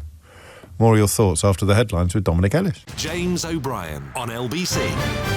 And the conversation continues. What should the king do, or what should we do? Because he might be the head of state, but he is actually, in many ways, an employee of the state, the king. He can't just go off and do whatever he wants, whenever he wants. There are requirements of the role, some of which are explicit and some of which are implicit, some of which are visible and some of which are invisible. The more we talk about it, and it began as a relatively frivolous phone-in, and by that I simply mean compared to conversations about Donald Trump sending people off to die in a war and then not even having the simple grace to remove his baseball cap when their corpses return. Compared to that, this isn't serious, but in some ways it is, because of course it's the question of what our head of state should do in the company of, or in the planned company of, this hideous man, correctly described by Ed Davey as corrupt, immoral and reckless. The more I talk about it, the more I think it's not going to go ahead this trip. I don't see how it can. Do you agree? The more you think about it, the more you think, how can it go ahead? Which means they either cause a potential diplomatic incident by announcing that it's not going ahead for the reasons, or they pull a sickie. So, I'm very, very pendulumy this hour. I'm moving from principled withdrawal to pull a sickie, and from pull a sickie to principled withdrawal. What I'm not looking at is business as usual, it should definitely go ahead, or the slightly, let's be honest, pathetic suggestion of mine that he does what Damian Lewis did in Homeland and sends some sort of coded message, or more pertinently, what his queen did. His mum did. Well, and his queen. It was his mum and his queen, actually, to be completely correct, by wearing a hat that demonstrated her feelings about the ludicrous decision to leave the European Union. 25 to 12 is the time. Of course, there are other options that are not entirely serious. He could go, but dress like Volodymyr Zelensky. He could that I would like to see. He could turn up in the Oval Office in military fatigues, identical to Volodymyr Zelensky's. I don't know much about King Charles, but I am willing to wager every penny I have that he does not own a pair of jeans. I let alone a set of military fatigues, like the kind of overall type. Well, he probably gardens a bit, doesn't he? But I bet my late father never owned a pair of jeans. He was a very, in some ways, quite an old-fashioned man. In other ways, very modern and forward-thinking. But he never owned a pair of jeans. Quite a few men of that generation never owned a pair of jeans. I can't imagine him in trainers either, to be honest with you. Do you think King Charles owns a pair of pumps? Unless he's sort of doing sport? Anyway, I digress. I don't think the option of him turning up in the Oval Office dressed like Volodymyr Zelensky should be on our list of options or choices. Nick's in Lambeth. Nick, what do you reckon? Hi, James. Excuse my sore throat. That's quite all right. I think we should do a sort of hybrid.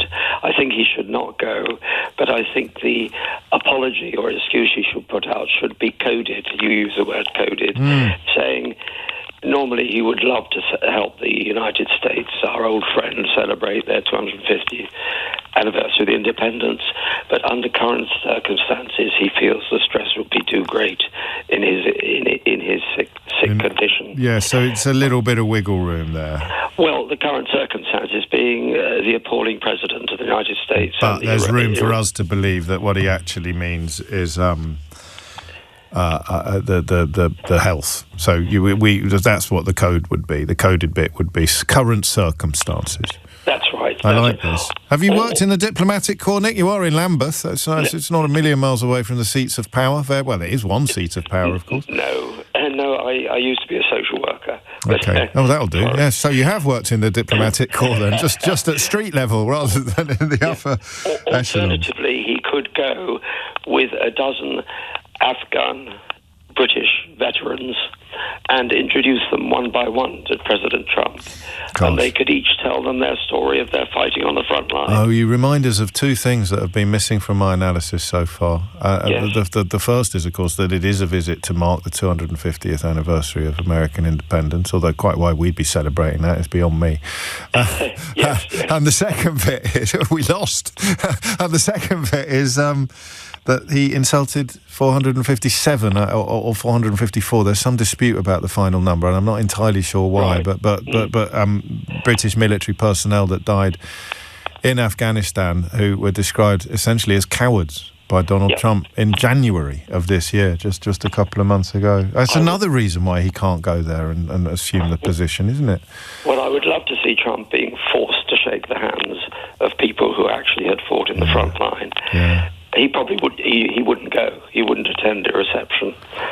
He would have to, wouldn't he? He would have to. Thank you, Nick. I don't know, maybe a strepsil or a honey poultice might do the trick. It is 11:38. Mark's in Southall. Mark, what do you reckon? Hi, James. Good morning. Hello. Yeah, I definitely think that King Charles should not go to America in any shape or form. I think that Trump would turn it around, whatever happened, whatever King Charles said, he would turn it around and completely blatantly lie about it and say what a success it was. Yeah, that's true. That's very true. And I do give you another option. I like the last caller with his the stress aspect, but I would say that a very genuine reason given by heads of state is normally to say that under security indications they can't attend, which would send a direct snub to America. They would get the message. The rest of the world would get the message, but there was no way that they could actually criticise the reason for not attending. I mean, listen, we can't read too much into this, even this radio phone-in, but we could probably read more into this one than any other radio phone-in, but no one is saying he should go. Yeah. Except in the company of Afghan veterans, which is obviously a slightly pie in the sky, albeit a very powerful suggestion. Nobody thinks he should go. No, we've got to send some sort of message to him to say that we've stand up with this we shall not put. Yeah.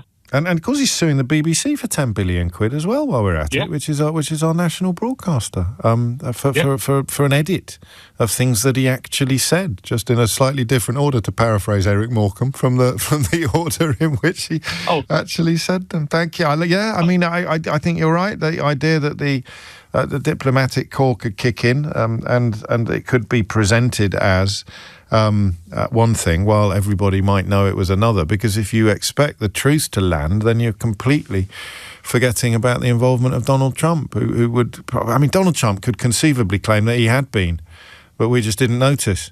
A bit like Nigel Farage's visit to Florida this weekend to see Donald Trump, and he didn't see Donald Trump. But how surprised will you be when Nigel Farage tries to claim that that's not an embarrassing humiliation at all? I flew all the way to America to see Donald Trump, fully cognizant of the fact that I was not going to see Donald Trump. In fact, I never intended to see Donald Trump. It's like the time he flew out for the inauguration and didn't get invited to the inauguration. Do you remember that? Bless him. So Trump could claim, the king came. What are you talking about? Of course the king came. You just didn't see him. He came very quickly. Alan's in Fife. Alan, what do you reckon? Oh, I hope I'm not going straight into Idiot's Corner, because I do think he should go. Good. I want to hear this voice. That's not Idiot's Corner territory, mate. Well, hang on. Let's not jump the gun. Let me finish. Let you finish first. So, I think it's to celebrate American independence, the 250th year of that. Yes. It's the American state and the achievement of what they've achieved over those years. And So it's a diplomatic function. It's not supporting where they are now. And British diplomacy and the royal family are very good at this sort of thing. They can say the right things, make it clear why they're there, and steer the narrative as much as it's possible to steer it. And I think he should go. And if he doesn't go, we'd just have to front up. If you make an excuse, we'd just have to front up William anyway, wouldn't we? Can you separate the country from the president then still? Because I know it's important to do so, and there are, the approval for this war in the United States of America is pitifully low. Not that you'd know it from the president's pronouncements on the subject. The ditto, the state of the economy, unemployment figures, all of the things that he now lies about in ways that would have been unthinkable even during his first term as president. The lies are now completely dominant. But you think that the public on both sides of the Atlantic would perceive the distinction between a state visit to the United States of America and a state visit to the President of America? I think they could if they put enough effort into managing the narrative. I worry about it, but it feels like the more level-headed way to go ahead with it to me. So a little bit when they go low, we go high then? In a way, because there's no earthly way that Trump's state visit to this country was anything other than a massive ego trip for him. It wasn't representing the American people. No American would have watched that who didn't like Trump feeling proud or part of the process as a consequence of simply being American, would they? No, but we knew Trump was coming from that. That was grubbing. This is different. I'm coming to celebrate America. Yeah. No, whatever the opposite of Idiot's Corner is, you've swung my pendulum back again. I don't think I'm quite ready. So you would be a business as usual then. He goes and he behaves exactly as he would do with any other president in the White House. But with much more caution on controlling the narrative, otherwise it's dangerous. Yeah, well, the last thing you want is for King Charles to be stood there while Donald Trump starts slagging off Keir Starmer. Absolutely. And look, that could happen. Well, it not just could, but probably would. And it would be all your fault, Alan. I'll take it. It would be all Alan's fault. Because, of course, that's what they're doing. They're listening to this phone in before deciding what they're going to do. I think that Downing Street have just rung the Palace back now and go, hello? Yeah, hi. I don't know if you just heard Alan in Fife on O'Brien's show, but he points out that we're actually supposed to be honouring the American people, not the actual president. So I think we should probably go ahead with the trip after all. And then fast forward 6 weeks, Donald Trump is standing next to King Charles at some joint press conference and he starts slagging off Keir Starmer or slagging off this country or slagging off Sadiq Khan or claiming that London's a no-go zone or that Shakira law is in place across swathes of the capital and buying into all the other online lies that are so popular among Nigel Farage's core support. Speaking of Nigel Farage, Henry Riley will be with us at 12:30 for Riley's Reform Watch. No, Riley's Reform Report. Reform? Report? Review? What is it? It's almost like the right-wing parties in this country. There's so many different words to describe them. The Riley's Reform Roundup. Did you hear Eleanor in my ear then? I think you probably did. It was certainly very loud in my... It's the Roundup! It's a handbag! It's the Roundup! So Riley's Reform Roundup with us at 12:30. Before that, of course, in fact, just after this, it's Simon Marks. James O'Brien on LBC. 11:48 is the time. One element missing from our conversation about the imminent state visit is the role of royalty in the modern world. And there is an extraordinary piece by Andrew O'Hagan in the London Review of Books that I cannot recommend highly enough. But enough about that. Let's get back to the United States of America, where Simon Marks awaits. I'm sure you derive about as much pleasure as I do from being proved right daily about what was going to happen next and what was going to unfold and how Donald Trump's character was going to define almost every aspect of this unfolding disaster. But it doesn't mean that we can stop paying attention, Simon. What's the latest? Well, I mean, it is exasperating, isn't it, James? I mean, the performance by the president yesterday in his press conference down at Mar-a-Lago was a masterclass in evasion, in contradiction, and in making it up on the fly. I mean, he got to the point yesterday at Mar-a-Lago where he actually, seriously, with a straight face, was advancing the argument that not only was Iran on the brink of getting a nuclear weapon that could eventually target the United States, although he simultaneously laid claim to the argument that he had completely obliterated demonstrated all of Iran's nuclear capacity only last July in Operation Midnight Hammer. But he also advanced the claim that Iran was on the brink of taking over the entire Middle East. That, he said, is why he had to act. I mean, luckily they got in just in the nick of time and stopped Iran from taking over the entire Middle East. A completely false, specious claim. There isn't a single analyst out there that can find anything rooted in fact to support that claim. So he says we've won, but we haven't won enough. When he's pushed on what winning enough looks like, it becomes apparent that he's going to do this for a few more days and then perhaps engage in some kind of partial withdrawal, although what sort of ability he has to constrain Prime Minister Benjamin Netanyahu and Israeli forces from continuing their assault on Iran was not addressed during the course of the press conference. And I think it's become evident that behind the scenes, he's had the Qataris and the Saudis particularly putting the arm on him and saying, this has got to stop. We told you not to do this. We've warned you consistently about the risks of this sparking a wider regional conflict in the Middle East. It's laying waste to our economies. It's laying waste to cities like Dubai. It's putting our citizens at risk. You've got now to climb down. And buried in all of this, James, was the complete betrayal of the American people by a president who twice now, during the protests back in January, and then again 8 or 9 days ago when this war got underway, said to the Iranian people, first time round, help is on the way. Second time round, now is the time for action. Now is the time for you to seize control of your own destiny. But take a listen to the betrayal of the Iranian people by Donald Trump at the end of the press conference yesterday. You promised the Iranian people you would help them, but it sounds like you're willing to end this fight after your military objectives have wrapped up. Isn't that a betrayal of the people? Will I help them? I'd like to, if they can behave. But they've been very menacing. You know, they're great people. They have an amazing population. It's amazing, smart, brilliant, energetic. They have a great... I'd love to help them, but they have to be in a system that allows them to be helped. And right now they're in a system that only allows failure. Now, just to be fair to him, I think he had trouble hearing the question. So the early part of that, when he appears to be suggesting that the Iranian people have been menacing him, I think he was really talking there about the Iranian leadership.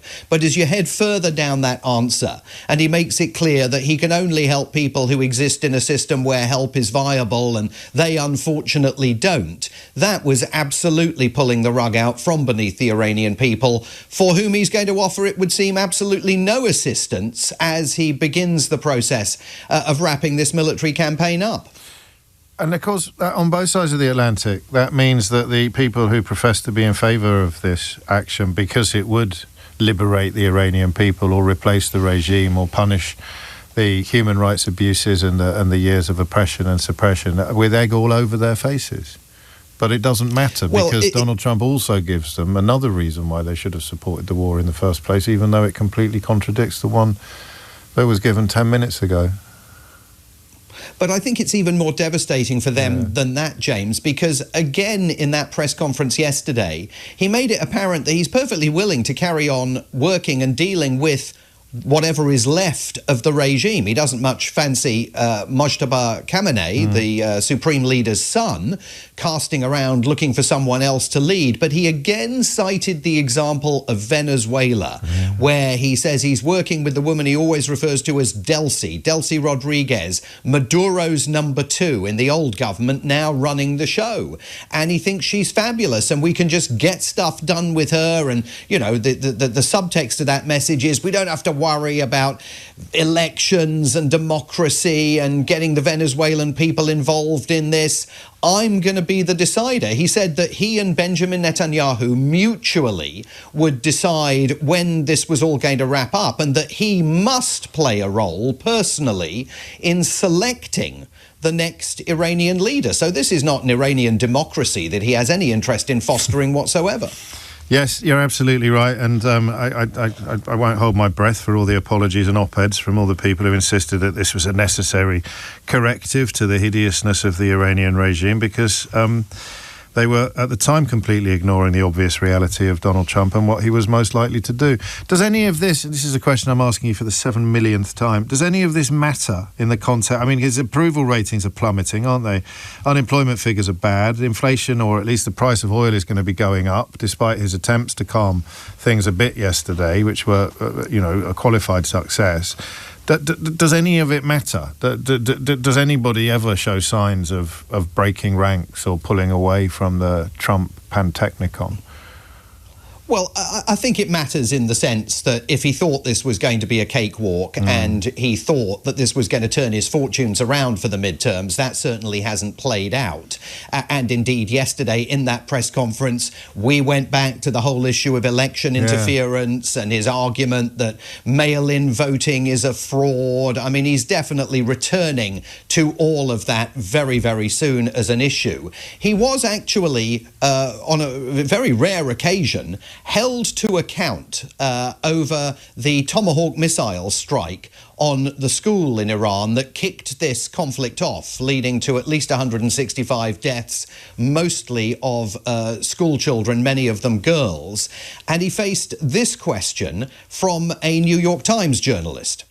You just suggested that Iran somehow got its hands on a Tomahawk and bombed its own elementary school on the first day of the war. But you're the only person in your government saying this. Even your defense secretary wouldn't say that when he was asked, standing over your shoulder on your plane on Saturday.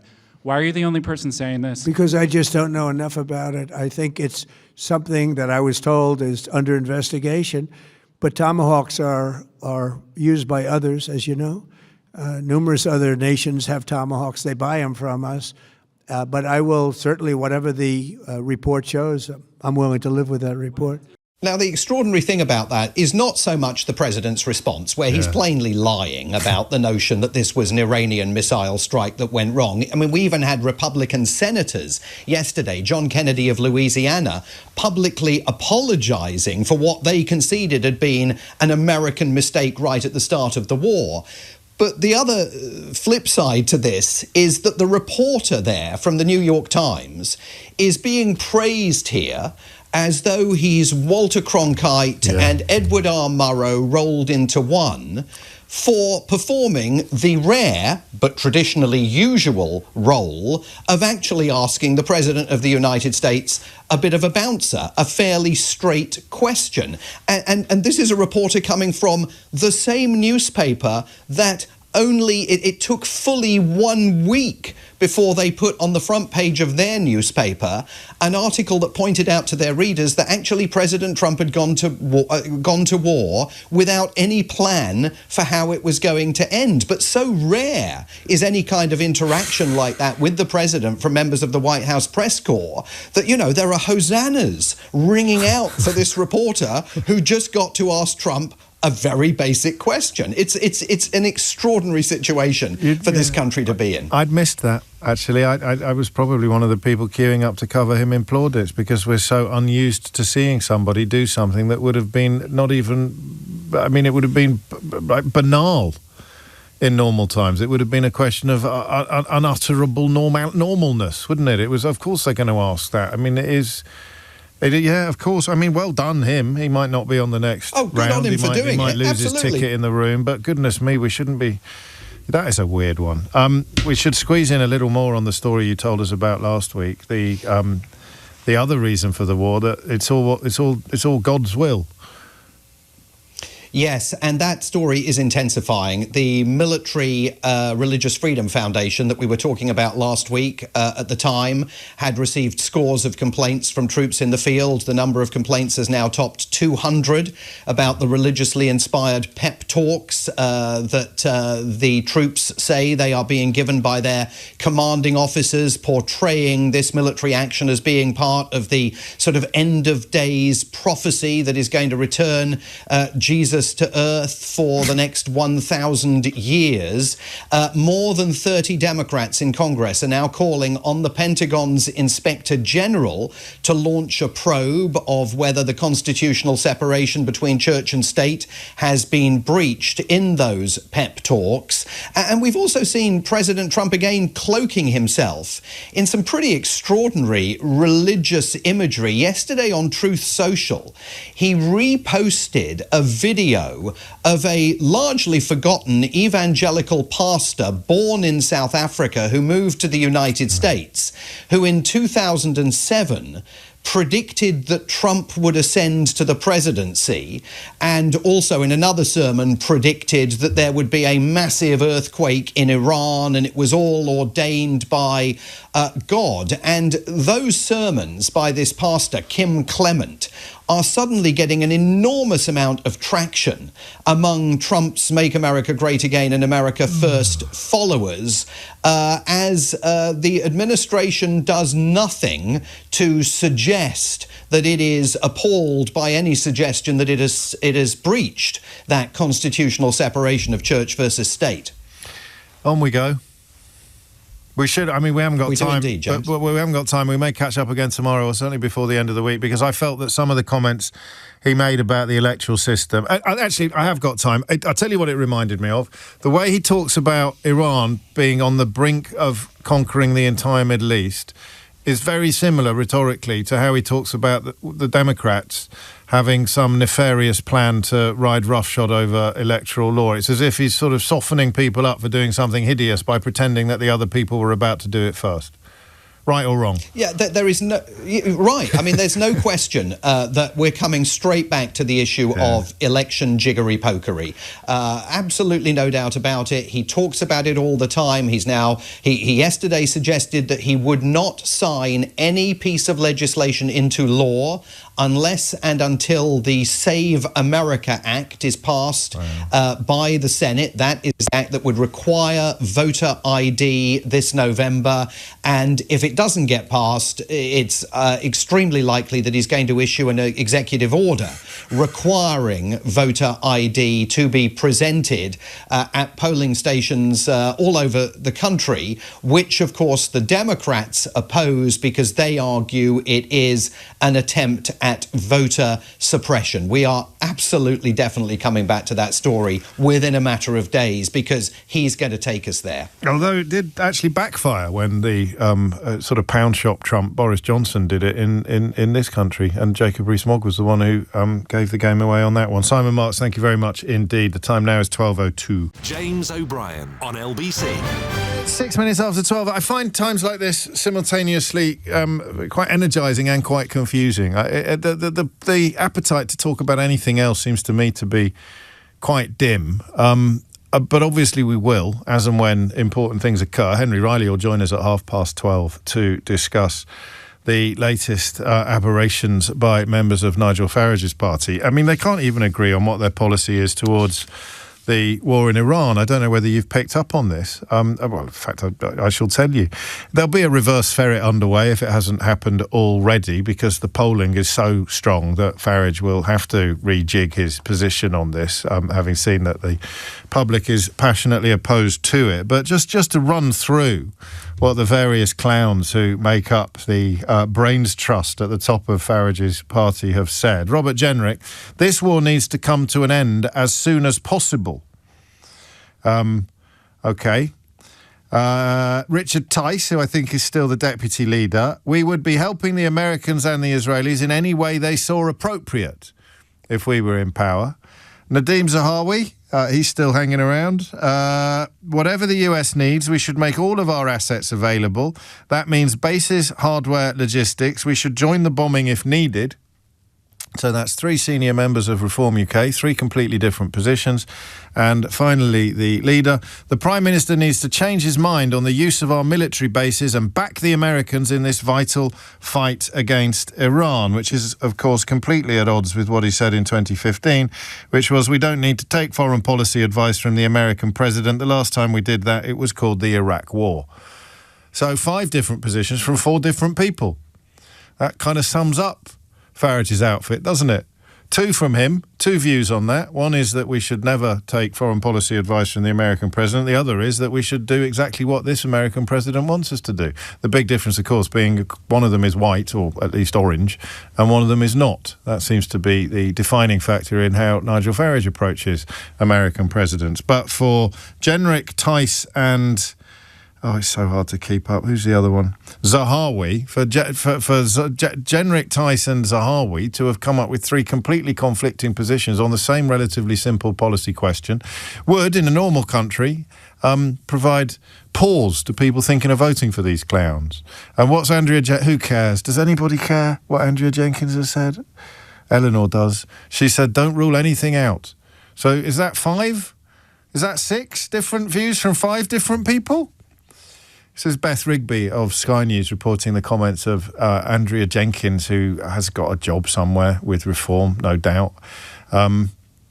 Is that 6 different positions from 5 different members of the same party, or is it 5? So there's 6 different things, because Farage also said, no, 5 people, 6 positions, because Farage also said, don't ever do what you can't let American presidents decide our foreign policy. I'm sure he'll be, imagine if he had actually bumped into Donald Trump this weekend after he flew all the way to America to bump into him and didn't. He no doubt would have said, how dare you interfere in our foreign policy and tell our British Prime Minister what to do.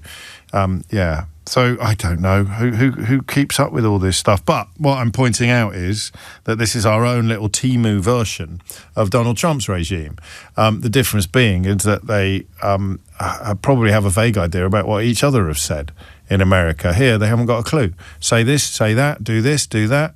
We're in favour of this, we're opposed to this, we're going to do that, we're not going to do that, we're going to... And it brings me back to the 2 questions that are still in need of further answers from this morning's programme. And they are still pertinent, they are still very much about the same situation. The first is the question no one has answered yet. Has anyone answered it? Because I've asked it 2 or 3 times now in various programmes. Why did the usual suspects come out completely in favour of Trump? Charges have been brought against the man accused of murdering Ian Huntley, so there's not a great deal I can say on the subject, except that just because people have broken the law doesn't mean that those who would seek to punish them can break the law as well. I wonder whether you spotted that little parallel, that little analogy. People arguing that because Iran has broken international law, we shouldn't have to obey international law when punishing Iran. And then in your news bulletin today, you learn that the man accused of murdering Ian Huntley has been charged with murder.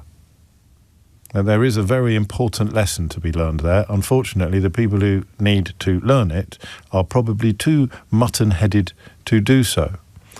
And speaking of the mutton-headed, I find myself wondering why anybody would ever have been in favour of this military action. And I'm not getting the answers that I wanted. In Nigel Farage's case, Donald Trump says jump and Nigel Farage squeals how high. That's, of course, if he can actually get into the room where Donald Trump is. But for our newspapers, cognizant of the lessons of Chilcot and the lessons of Iraq, this is what we touched on yesterday, but we didn't dig deep enough into the question of why have they chosen to ignore Chilcot, ignore Iraq, ignore everything, and come out in favour of a war being led by an obvious idiot and a man widely believed to have already committed genocide? Why? What is your explanation for the Tory Reform Media pact on this issue? 0345 6060 973 is the number that you need. What is the rationale, the explanation you have? Because I'm too nice sometimes. It can't just be about racism, misogyny and climate change denial. There must be other reasons why people would seek to follow Donald Trump into this ludicrous war. So that is your main question this hour. That's the one I really, really, really want you to answer. 0345 6060 973 is the number that you need. Why? Explain to me what passes for the thinking behind the positions of the Daily Mail, the Daily Telegraph, the leader of the Conservative Party, and to a lesser extent Nigel Farage, because in much the same way that Donald Trump will never say anything that upsets Vladimir Putin, so Nigel Farage will never say anything that upsets Donald Trump. But beyond misogyny, racism and climate change denial, just give me the reasons behind it. Give me the reasons behind it, especially given that you can no longer argue that it's very key, it's very important to punish or remove the Iranian regime, because Donald Trump, as many of us predicted would happen, has completely abandoned any pretense that that was the original intention. So are these people craven, stupid, or just sadly mistaken? 03456060973 is the number that you need. And then I want to continue the question of what the king should do. It's actually got more interesting, not less interesting, while we've been having this conversation, because for me at least, the likelihood of the state visit to mark the 250th anniversary of American independence going ahead seems to me to be in the balance. I would say, well, you know I would, wouldn't I? I'd say it was 52-48 at the minute. If they announced today or tomorrow that the king is not going to visit America next month, how surprised would you be on a scale of 1 to 10? Seriously, how surprised would you be? I'd be a little bit surprised, but nowhere near as surprised as I would be in any other circumstances. And if they do decide not to go ahead, what reason should they give? 03456060973. Should they pull a sickie, which would be a way of sort of having your cake and eating it? Should they go ahead and do the visit anyway in entirely normal circumstances? Should they go on the trip but send a sort of coded message that we disapprove of Donald Trump? Or should they actually say we're not going because the situation is unconscionable, the situation is untenable, the president is a mess? And then option 5, which appeared on the list quite late in proceedings, is that they go and King Charles has a sort of Love Actually moment. King Charles actually says, in the presence of or in close proximity to Donald Trump, you, sir, are a cad and a bounder. And I wish that my dear and distant ancestor George III had never surrendered sovereignty of the United States in the first place. All right, he won't do that. But should he actually use his office and his status to give Donald Trump a bit of a talking to? So we've got 2 questions here. One rather more serious than the other, I think. Question number 1, why did anybody support this war? Especially now that all the reasons that were given for it have fallen apart like a cheap suit, but he'll still pretend that he's won it anyway, as I told you would happen a week ago, word for word. And question number 2, what on earth should the poor old king do now? Hit the numbers now, you will get through. James O'Brien on LBC. 17 minutes after 12 is the time. 2 questions for you. I'm not going to remind you what they are. Let us head to Islington, where Theo is, presumably on a break from his adventures in Ukraine, where he has been doing independent and very powerful journalism. Theo, which question are you answering? The one about the infatuation with Trump, about, from the right-wing elements of our society. I think they're making 2 sort of major errors. Is that all? Certainly in this case. Perhaps there's more. I'm sure other callers will educate. But the first one, they still believe that the special relationship is A, real, and B, a two-way street. Yeah. And it's a delusion that really cuts through quite a lot of British society, especially decision makers. And second, they are making the mistake that Trumpism is somehow a path to electoral victory. Yes. And that Trump is this goose that lays golden voting eggs. And that's been paid a number of times. Certainly, one that comes to mind is Canada. Mm-hmm. And I think they're stuck in the kind of echo chamber that those more on the left, centre-left, got stuck in prior to the Brexit referendum. And they're beginning to believe that this is the route. Oh, I like that. Yes. So it's a sort of delusion. It's as if they can't quite contemplate the possibility that the public are not just distant from, but detached from their own worldview, their own opinions. Yeah, absolutely. And it's fairly clear. Yes, you brought up the polling numbers in the United States, that this misadventure in Iran is not popular there. It's certainly not popular here. People don't want a second, war in Iraq, war in Afghanistan. So here's a question that you don't have to answer because I'm ambushing you with it. What if Barack Obama had attacked Iran? I would hope that if he had, he would have a theory of victory. But of course, I can't answer a hypothesis. Well, you're going to have to, because I insist. Okay, go on then. So, it is an impossible hypothetical, because it would never happen. But what if Barack Obama had attacked Iran under exactly the same circumstances that Donald Trump has? Of those people we are discussing, how many of them would have been foursquare behind Barack Obama if he'd launched this war? Would Nigel Farage have been calling for the Brits to make our bases available? Would Richard Tice be saying that they have to offer up what we have to do, whatever the Americans want us to do? Would Nadeem Zahawi be talking about joining in with bombing raids? Would the Daily Mail be going nuts about how appalling it is that Keir Starmer hasn't jumped in 2 feet first with Barack? But I think this is a really interesting counterfactual, because I think we know the answer. I think we're going to agree. I think no, and I think wouldn't be going near it. They'd be shouting from the rooftops about, have we learned nothing from Iraq? Have we learned nothing from Chilcot?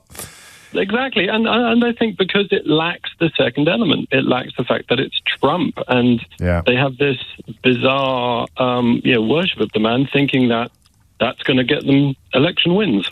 And of course, Keir Starmer, I believe, and you may not agree with this, Keir Starmer would adopt exactly the same approach, whoever was in the White House, because he is deploying the Chilcot checklist and his own understanding of international law. So if a president to whom he would be traditionally more sympathetic had embarked upon this path, he would, in much the same way that as a Labour Party member he wrote to Tony Blair in 2003, or he wrote an article for Tony Blair in 2003 for Tony Blair to read about why he felt that the war in Iraq was wrong.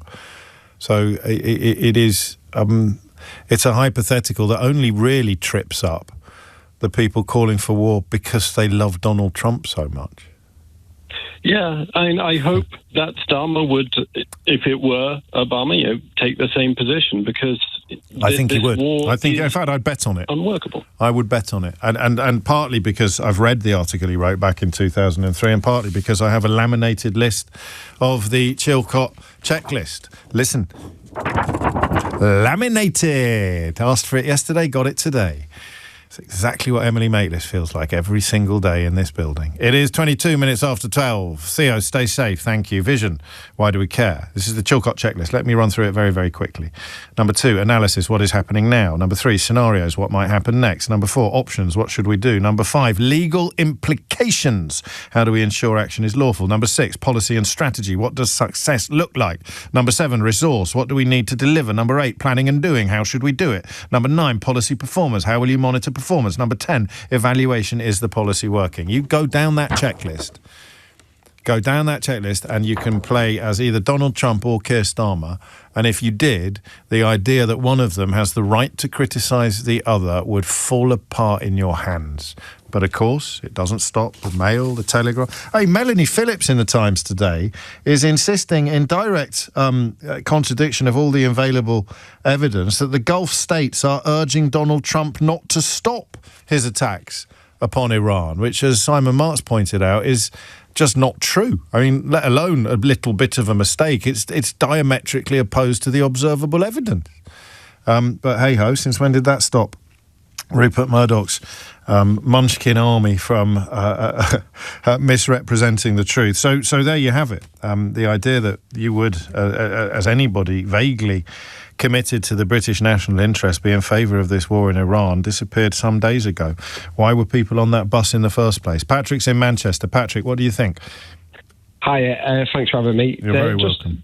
Just briefly, just like my political background is, I voted Labour in the last election. I voted Conservative in the past. I agree that there's issues with the what we spend on welfare and immigration, but I just have a real sort of issue with these people that are obsessed with Donald Trump, and as a result, they can't like take a step back and have some sort of like neutrality on any decision that he makes or any sort of morality even. So like, you know, we have debates in our office regularly. We have a few guys that you would say sit on the right. Sure. And, you know, I try and, even if you take out the fact that there's people dying and you just get it down to the fact of how is it going to benefit you bombing Iran?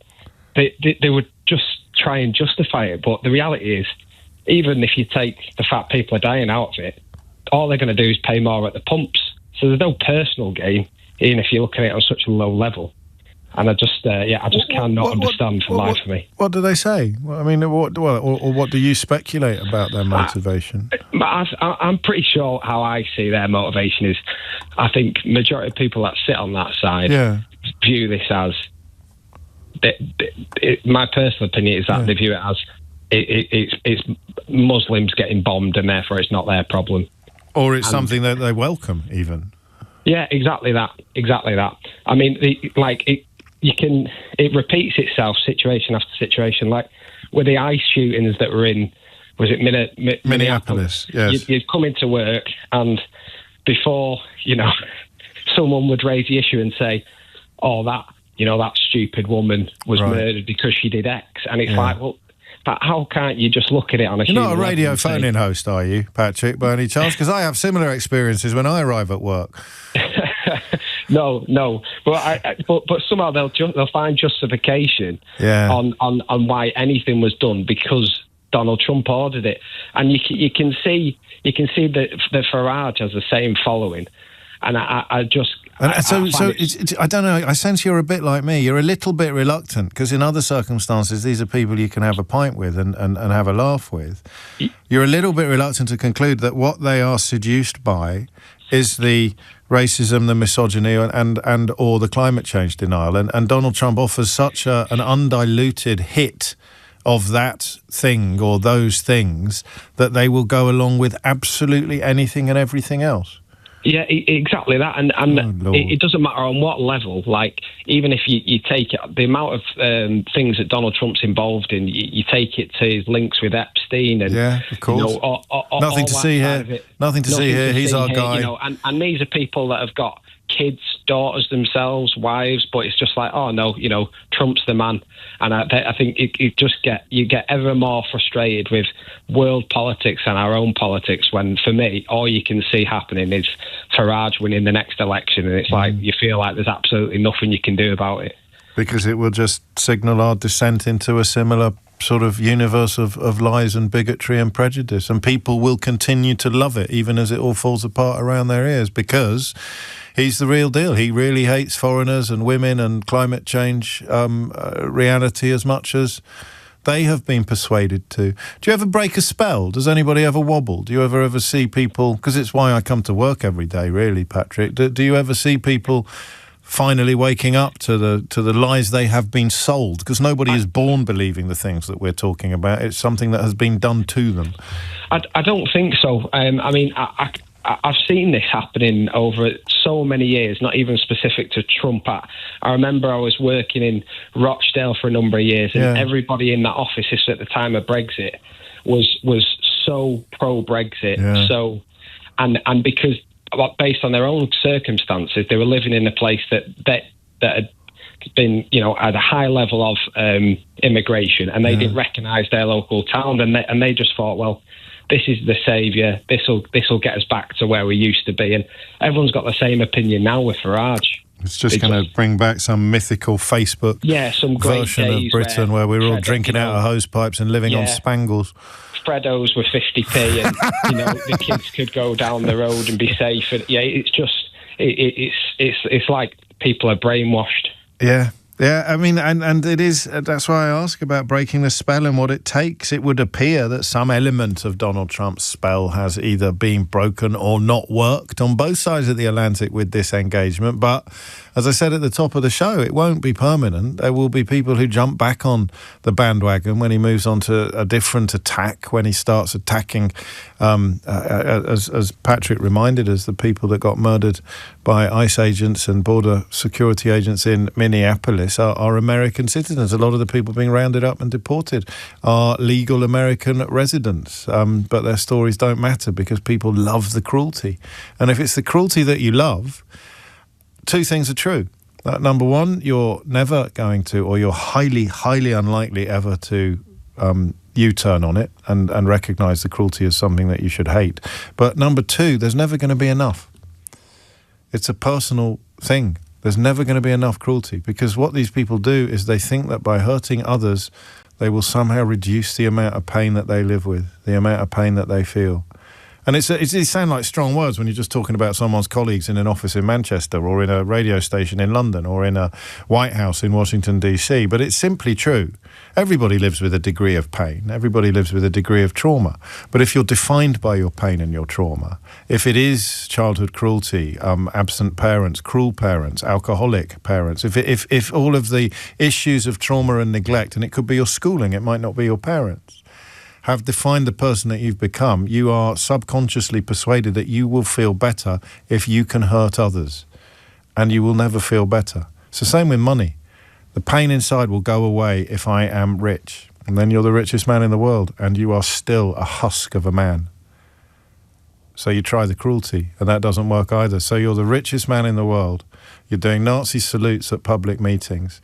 You've turned cruelty into a spectator sport on the social media platform that you've bought, and you're still a miserable, hollow human, and you can't for the life of you understand why, when all you really have to do is try being nice. Here's Amelia Cox with your headlines. James O'Brien on LBC. 33 minutes after 12 is the time, and it is time for Riley's Reform Roundup. Hello. Hello. Sorry, that came to me quickly. Riley's Reform Roundup. No, hang on, I haven't finished yet. Oh, sorry. Back in your box. Sorry. Oh, dear. So the thing is, Henry, something extraordinary happened yesterday. I got hold of, I mean, this isn't the extraordinary bit, the Chilcot checklist, the 10 questions that the 7-year, £10 million Chilcot inquiry distilled down to a sort of guide to not making the same mistakes as Iraq again. Yeah. And I said to my crack team of operatives, them. Yeah. I said, can I get it laminated? Now, as you may be aware, on this programme, when I ask for something, it generally takes about 6 months to happen. On this occasion, 24 hours. I came to work with, thank you very much. Well done, Eleanor, Keith, everybody, Rebecca. So I got a laminate. This is what, I'm doing this joke for the third time now because I love this joke. This is what it feels like to be Emily Maitlis. But the thing is, now that we've decided on a title for Riley's Reform Roundup, I'm thinking we could maybe get a jingle. Merchandise or not? A bit early for merch. All right, sorry. Could we get, or should I just take the win, Keith? Should I just take the win, or shall I think maybe I'll get some production for Riley's Reform Roundup and in the same kind of time scale that I got my laminate? Anyway, what have you got? There's a few. Let's start. I think probably the biggest story is Warwickshire. Now, you'll recall they have the youngest council leader in the country. This is George Finch, who's the Reform UK leader of Warwickshire Council. It's a Reform-controlled administration, but they're the minority party, as it were, so they don't have a majority. He now faces, though, a no-confidence vote. He's being accused of bringing Warwickshire County Council into disrepute. He was appointed last summer at the age of 19. Wow. The vote has been forced by Green Party councillors, so there'll be a vote next week at the next full council meeting, but they claim he's abused the office for leader. Should I tell you about some of the reasons why they claim that? So, firstly, there was a dispute with police over the handling of a very serious case involving the rape of a 12-year-old girl. Oh, God. The council leader had initially claimed that the Force and the Home Office were not providing the full information surrounding the incident. The police then said that they did not and would not cover up such criminality. So there was a suggestion that they were not laying the full facts out in the open, so said the council leader, but the police have hit back at that. There was also another row with the council's chief executive, Monica Fogarty, no relation, over pride flags. Have you checked? I haven't actually. No, but exactly. I'm sure. Be careful. Sorry, I should do. No, I actually think I have checked before. There was a situation where Warwickshire County Council, as the chief executive, she had sort of approved the use of some pride flags because it was Pride Month. Councillor George Finch, though, said that he wanted them taken down. It was. We know why he wanted them taken down? These people love flags. Well, they have a policy that the only flags, I need to check this, but I think it's the St George's and the Union flag are the only flags they permit. So other flags are not allowed. Right. But Councillor Finch said that he wanted them removed.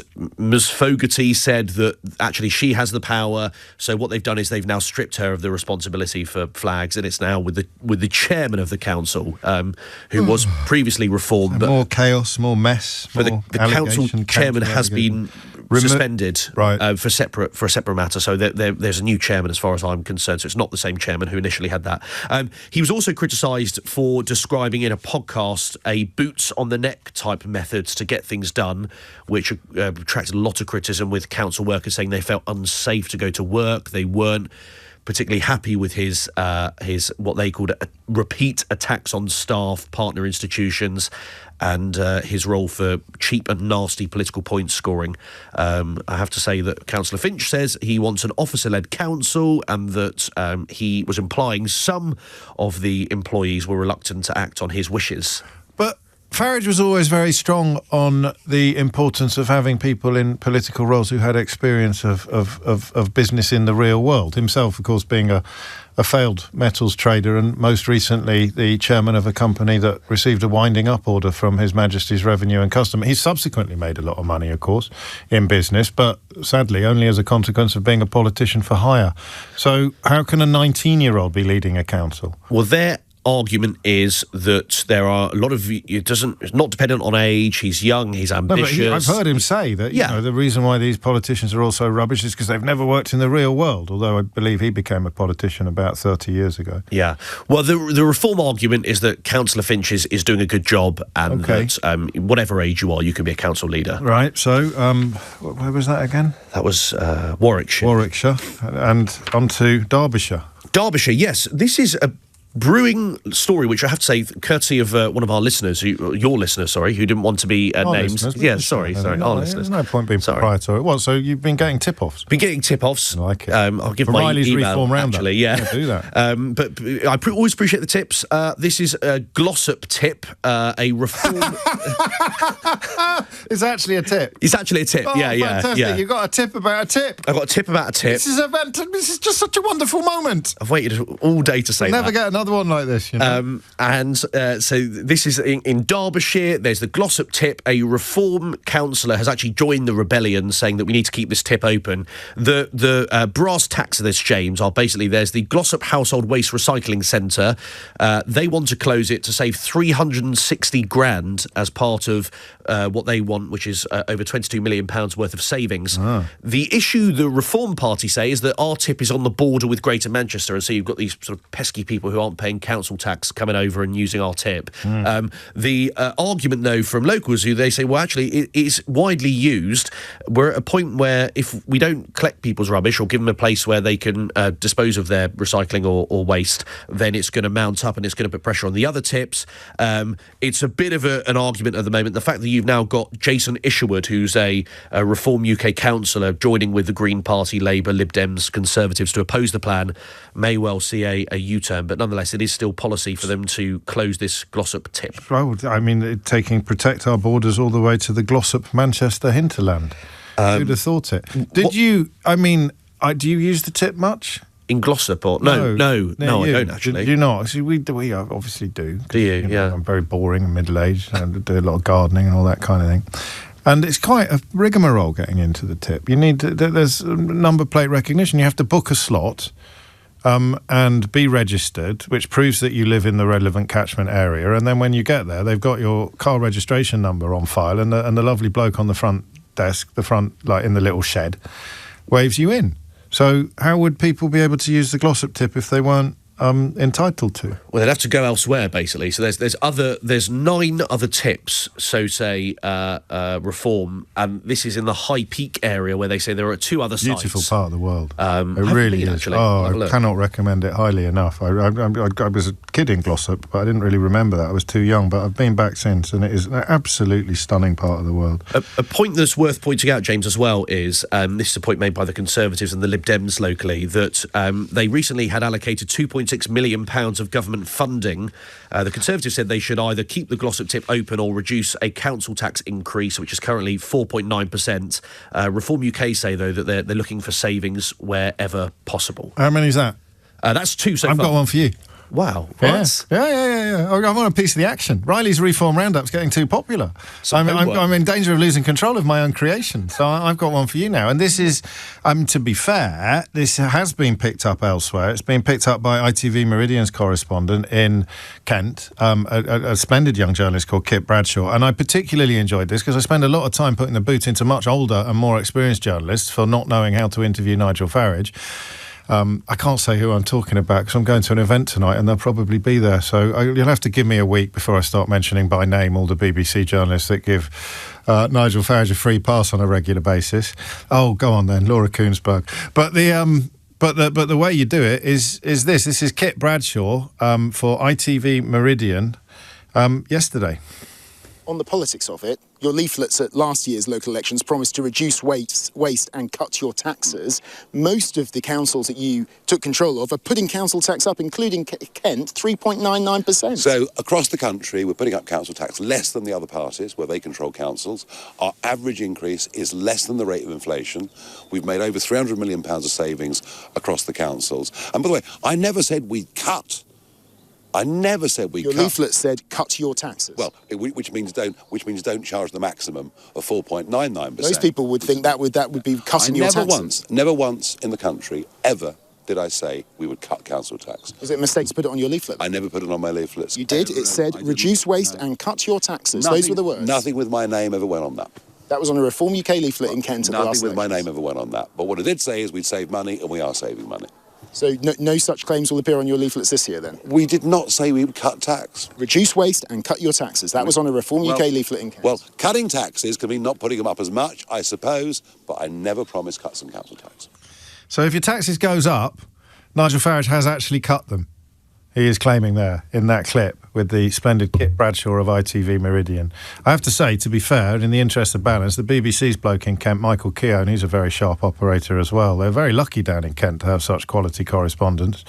But there it is, Nigel Farage doing a kind of very pound-shop version of Donald Trump, playing fast and loose with the truth, claiming that because his name wasn't on a leaflet that was a Reform UK leaflet, then he isn't in any way responsible for what is on that leaflet, and then claiming that if your tax goes up, it will actually be accurate to claim that your tax has actually been cut. Your turn. One more from me. This is, there's sort of 2 linked in one, but this is the Welsh leader, Dan Thomas, who you'll recall he was previously a council leader in Barnet, in London. Do we know where he lives yet? Unclear as to his address. He did, you'll recall, live in sort of Bath way. He lived in Barnet. He lived in Barnet and then he lived in Bath. Yeah. Where would he have to move to carry on the alliteration if he was moving to Wales? Bangor? Bangor. So he went from Barnet to Bath. No, it needs to have a bar sound at the beginning. So Bangor. So unclear about the address. I'll get back to you on that. Okay. But he has there's a bit of a U-turn. I know that's a sort of hackneyed phrase in politics, and a lot of sort of throwing around of politicians doing a U-turn. This has been accused of Reform UK doing a U-turn on this because at the launch it was sort of very glitzy, Reform UK, lots of people in the audience. The council leader, ex-council leader of Reform in Wales, Dan Thomas, had said that they would not be publishing the costings because he was worried that, quote, other party would steal their policies. Their policies are, for instance, getting rid of 20-mile-an-hour speed limits. But he said, we will not be publishing our full costings because other parties will steal our ideas. This guy's a genius. So we can just do away with manifestos entirely. And steal our policies. This is it. This is why I never let Sheila Fogarty see my rundown before I come on the radio at 10 o'clock in the morning, because she'll steal all my ideas. He said, we will not be publishing our costings, but we do have a costed manifesto. Right. However... Of course we do. It just goes to a different school. In an interview with a Welsh broadcaster later on that day, Nigel Farage said, you will have a full list of costings, and it's been revealed that there was a discussion internally between the Welsh Reform team, and Dan Thomas has now said the plan was not to publish the costings, but we've had a chat and we will actually publish them. When he was asked when voters will be able to see them, he said very, very soon. And we still don't know whether he lives in Wales or not, although that'll probably get cleared up fairly soon. Well, it doesn't sound like the right arm knows what the far right arm is doing. It is what it is. Which brings us to the comments I pointed out earlier regarding the war in Iran. Let's run through the brains trust of Reform UK. Robert Jenrick says, this war needs to come to an end as soon as possible, nor do we see why British aircraft should become involved in offensive action. And then Richard Tice, he's still a thing, said, we would be helping the Americans and the Israelis in any way that they saw appropriate.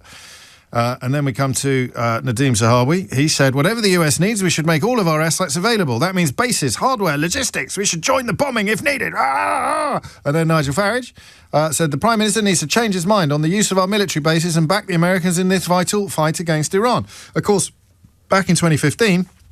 he was adamant that we should never dance to an American president's tune, but that American president was black. So it's an entirely different story now. So that is 4 members of the Reform UK Brains Trust and 5 different positions on the single most important event currently facing the world. Let's hear the latest. Given that we can't even send a Royal Naval vessel to defend British sovereign territory at an RAF base, we certainly don't have the capability to offer anything of any value to the Americans or the Israelis. So defending the base, recognising the catastrophe that is now the Royal Navy. And by the way, President Macron is really, frankly, showing the humiliating state that we've sunk to today with his very decisive actions and his intention to help clear the Straits of Hormuz. And the other point is protecting British citizens. I think so far the government have hired 1 charter plane, and even that broke down and was 24 hours late. So yes, we should never, ever, ever have said no to the Americans using the bases, particularly Diego Garcia. And interestingly, Mauritius have been very, very clear they would not have allowed that base to be used at all. So there are differing opinions as to whether we should physically join the attacks. I, as leader, am saying to you, if we can't even defend Cyprus, let's not get ourselves involved in another foreign war. That's 6 different positions then. Let's not get involved in another foreign war, says Nigel Farage, while blathering nonsense about Cyprus. Why can't... Who was the bloke yesterday who paid for Farage to fly to America? This is a donor to Reform. Was that his own jet? Did he have his own jet, or did he just pay for Farage to charter a jet? Why can't he pay to get British people back? Why isn't Nigel Farage calling upon his billionaire donors to help get people? They did it with the dogs and the cats when we were coming out of Afghanistan. And also, someone's done you a grave disservice. They say that you've missed a story about a Reform Council selling off artwork. But I said, no, you did that yesterday. Did that yesterday? God, keep up, will you? Get it's out Riley's town. Reform Roundup. Get out of town. Yeah. God. Hell. Flippin' heck. James O'Brien on LBC. 12:52 is the time. You forgot to give the email. Oh, yeah. Well, thank you. People said they'd be struggling to get in touch. So it is henry.riley, R-I-L-E-Y. R-I-L-E-Y. R-I-L-E-Y at global.com. And this is for tips? About?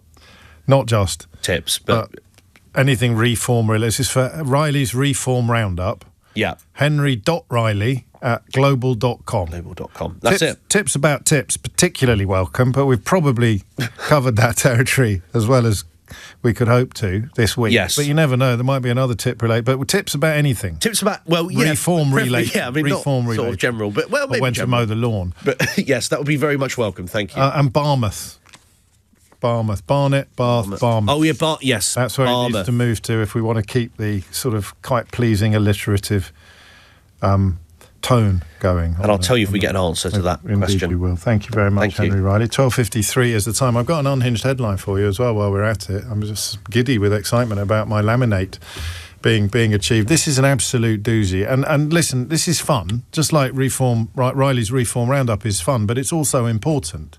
And I'll explain why in a moment. Unhinged headline. So someone called Hamish de Breton-Gordon got paid, presumably by the Daily Telegraph, to write under this headline. Are you ready? The US has now removed 2 dictators. Putin will be trembling in his boots. And it's not a joke. I'm not going to read the article. Life's too short. I presume the other dictator is Maduro, right? Who's been replaced by his own deputy, who has not been elected, and who is therefore technically a dictator.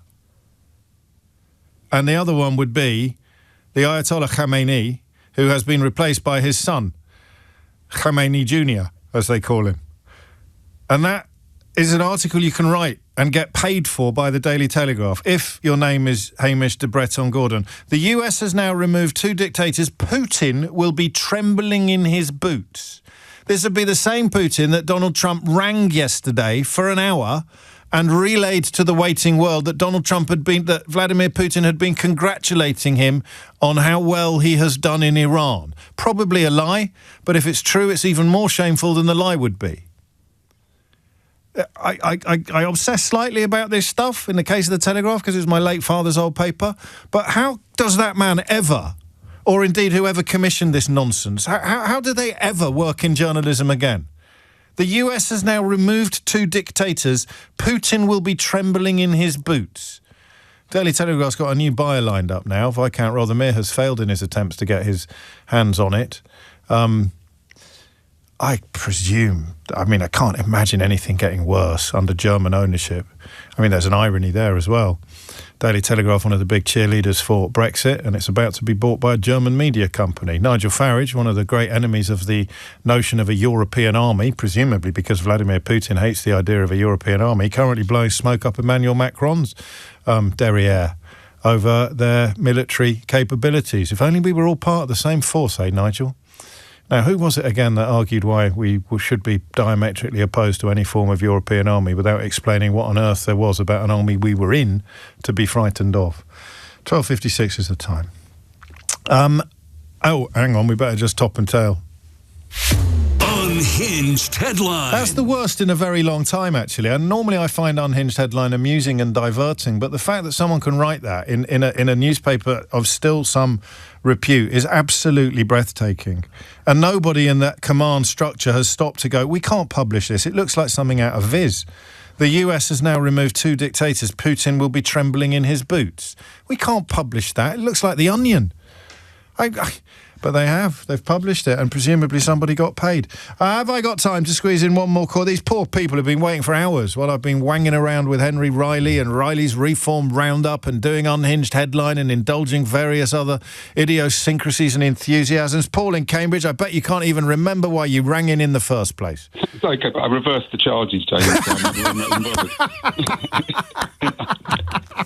What happens if they... No, don't stop it. Carry on. What should the King do about the state visit? Well, what the King... I actually got answers to 3 questions. One you didn't answer. Go on then. So the King, he shouldn't go, right? He absolutely shouldn't go.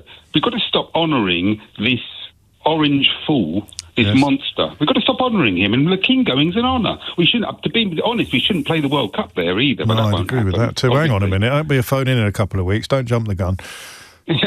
So as far as the reason why people flock to please Trump by saying we should join his war, it's very simple. He is an amoral, vile idiot who, unfortunately, is the font of the greatest power source in the whole world. And they just see it, as others have seen it, that this is a way of tapping into that power source by pleasing him and bending to him. Everything he does is about the use of unchecked power, whether it's being involved with Epstein and young children, whether it's open corruption, allegedly. I could go on about that for a bit, but I won't. No. War... so if Obama was leading the war, it's a pointless counterfactual, this, because he would not be offering unchecked power. No, of course not. He'd be asking the people. At least give him a nod. Or Congress, or indeed, of course, Congress. The people via Congress. So it's seductive. It's the seductive power of totalitarianism or dictatorship. And it leans right wing. Always. Which is what Epstein showed. I think that's leaning right wing. Not just leaning, mate. I mean, that's one of the great underreported elements of the Epstein files. Probably correctly, given some of the other filth that's in there. But he was a huge supporter of Nigel Farage's good friend Steve Bannon and his plans to turn the whole of Europe to the far right, celebrating Brexit, of course. And Nigel Farage, of course, thanks Steve Bannon for helping to deliver Brexit. It's almost as if some people who claim to care about this country don't care a fig about the actual facts. Perish the thought. Not you, though, Paul, in Cambridge on reverse charge calls. It's 12:59. You have been listening to James O'Brien on LBC, free global player or LBC app if you want to rewind live radio and stay up to date with all the latest news. Load of podcasts as well, including Full Disclosure, which is just a frankly extraordinary listen this week with the Labour MP and exceptional human being Naz Shah. So do download the official LBC app for free from your app store now. Tom Sorbrick will be with you at 4, but now it's time for Sheila Fogarty.